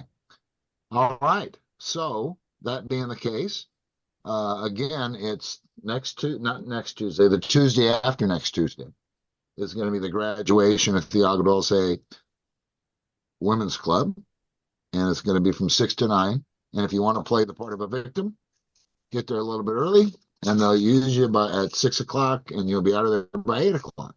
So we're kind of excited about that. So with that brings us to the announcements. We do have some announcements this meeting. There's an amnesty period for pet licensing. So the Department of Animal Care and Control will waive all late penalties and field enforcement fees for pet owners purchasing or renewing pet licenses until February 28th. So that gives us a couple more weeks. All right, if you're interested in that, you can find out where to go. Household hazardous waste and e-waste collection, first and third Saturday of each month. That's at the Palmdale Environmental Collection Center. Santa Clara River Watershed Area Steering Committee. Next meeting is February 20th, Santa Clarita City Hall. And you can get all the information and register online through our agenda. I'd like to remind everybody that our next Agua Dulce Town Council meeting will be held March 12th, and it will be virtual Zoom for March. And the Association Rural Town Council meeting will be held the 26th of February at 7 o'clock, and it will be via Zoom. So, hey, Don, before you go to the next part, Jackie's got her hand up. Mike's got his hand up, and I wanted to just check back in with Congressman Whitesides. Well, good. All right, let's hear it. Let's start off with Jackie. Oh, I'll defer to Congressman Whitesides. That's okay. Oh, let's see. Congressman Whitesides, I don't see your hand. Do you see? Here's a hand. All right, there we are. Good. There we go. Okay. Yes, you got the floor. You got the middle of the screen. Yes, all sir. Right. Well, I'll keep it short because it's about 12:20 here in Washington, D.C., but I've appreciated the conversation. Lots of good stuff. I hope that we can set up some meetings in my office to talk through some of the more specific issues as we go forward. And as everybody knows, maybe some people know, Don does my well. So, you know, if I screw up, you know, I'll turn that thing off, buddy. You'll turn it off. So, you know. Well, anyway, who was there? Okay, there's your first-hand PSPS situation right there. A perfect situation. They had power to the house, but no power to the well. That was about 1,000 feet away. And so, you know, it's something where and Edison, we need to get to the bottom of it and find out a workable solution that will work for everybody. And we appreciate you being here tonight. It's a pleasure, and I appreciate how much good discussion has been had. I've been on a lot of different city council meetings and town council meetings over the last month and a half, and the quality of the discussion is really high here. So I think we can make some really good progress. I ran for Congress to try to solve problems, so look forward to trying to solve some problems with you guys. We look forward to working with you, buddy. You have a good time back there and stay safe. All right. Good night, everybody. Talk to you. Hey. Bye. For sure. All right. We'll talk to you soon. All right. Now, Jackie, you up. Thanks. I wanted to make sure you guys were aware, because I heard the film committee report. The film ordinance was supposed to come out a month ago. Then we were told 3 weeks ago it was coming out in the first week of February. And then we found out on Friday before the board meeting that it was deferred, but we don't know to when. So I just want to make sure you guys know that there is a film ordinance and there's been no public outreach on it. And what we understand is that the Economic Opportunity Department, run by Mr. Smith, is going to, you know, when the board posts their agenda on Thursday, that's when the board letter is. So And that's for the next meeting on Tuesday.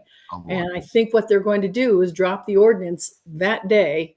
And so we're going to have 4 days to look at it. And you may or may not know, but we have concerns in two primary issues: noise and lighting, nighttime lighting, because they do a lot of filming in Soledad Canyon. And we've had a person died because they came around the corner. It's a blind curve at Middleton Ranch, and they were just blinded by the light and went off the road. That was a couple of decades ago, but we're very concerned about lighting and noise. And I just want to make sure the Agua Dulce Town Council was aware of this ordinance. We've asked Chuck, because we're not trying to bother Miss Supervisor Barger right now because she's just so swamped. But we really need to have more than just 4 days, because that'll drop, and then we won't even have a meeting before, you know what I mean? So just please be advised of that. And the second thing is, Mary, I have some bad news for you.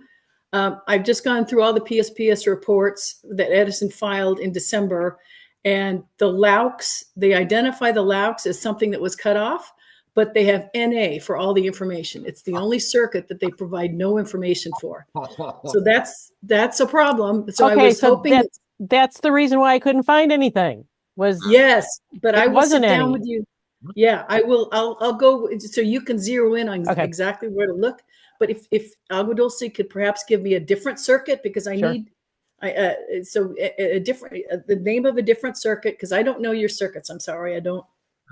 No And problem. not Sand Canyon, because that's a problematic circuit to begin with. They really haven't hardened that one like they have in the main part of Agua Dulce. So if you can give me another circuit, and I'm sorry, Mary, I'm going to abandon you, and give me a circuit map showing all the segments, that would be great. And I can start on that tomorrow. Okay, I'll put that together for you. Shovel 4 runs down Escondido Canyon from the rocks all the way down to Red Rover. What did you say? Is it Shovel 4? No, the shovel stops at Boiling Point. No. No, the shovel goes into Agua Dulce. Right, but just a little bit past Shannon Valley, unless they've been lying to us, because the circuit map they gave us of shovel ends right there. All right. Jackie, but answer Jackie about the film, about the light, because I saw that on Nextdoor about the lights, and I actually reported it to Film LA, and I took a photocopy of it and I sent all of that to them. Oh, thank you. All right. Yeah, that's terrible. They shouldn't do that.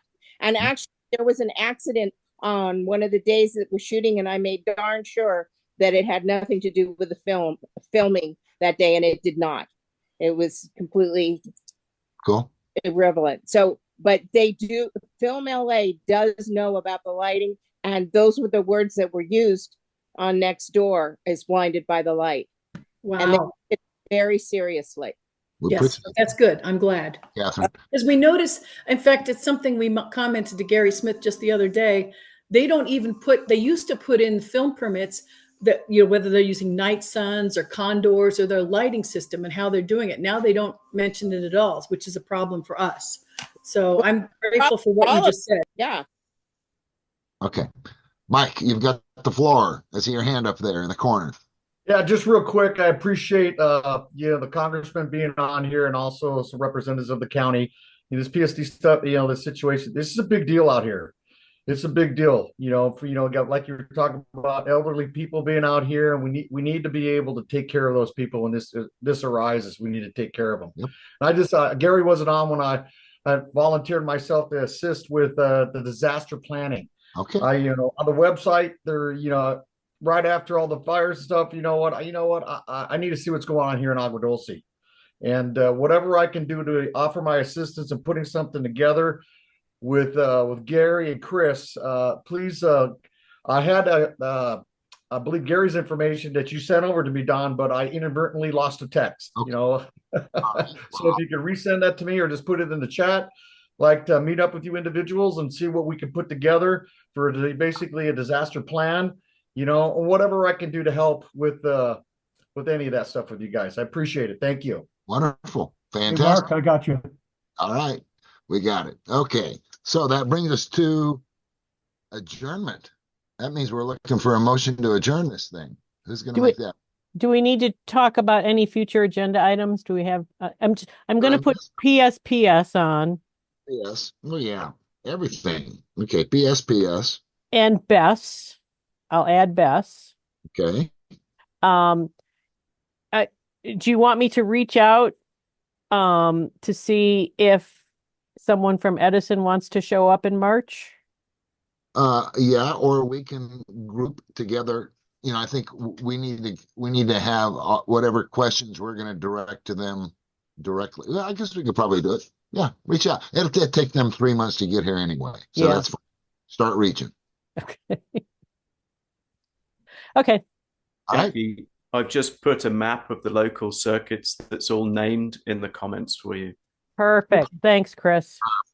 All right. So now it is the shovel for. Now it brings us to number 24. Okay. Mary, would you be sure to put on the agenda I'll have a report for the election committee of some nature or another. I'll have a report to present. Yes, absolutely. Okay, thank In you. fact, that's we keep you kind of as a standing agenda item. Okay. And especially now that we have to have an election. So you'll be on every agenda for a while. Okay, great. Good. Perfect. Thank you. Okay. Now brings us to the big moment of the evening. Who would like to make that motion that we adjourned this thing? I'll make a motion that we adjourn. Okay. Do I hear a second? I second it. Okay. All those in favor say aye. Aye. Aye. Aye. Opposed? All right. This meeting is officially adjourned. Good night. Thank you, everyone. Oh, it's at exactly 9:30. That's wonderful. It's the longest meeting I've ever had. Thanks, everybody. Thank you. Have a good evening.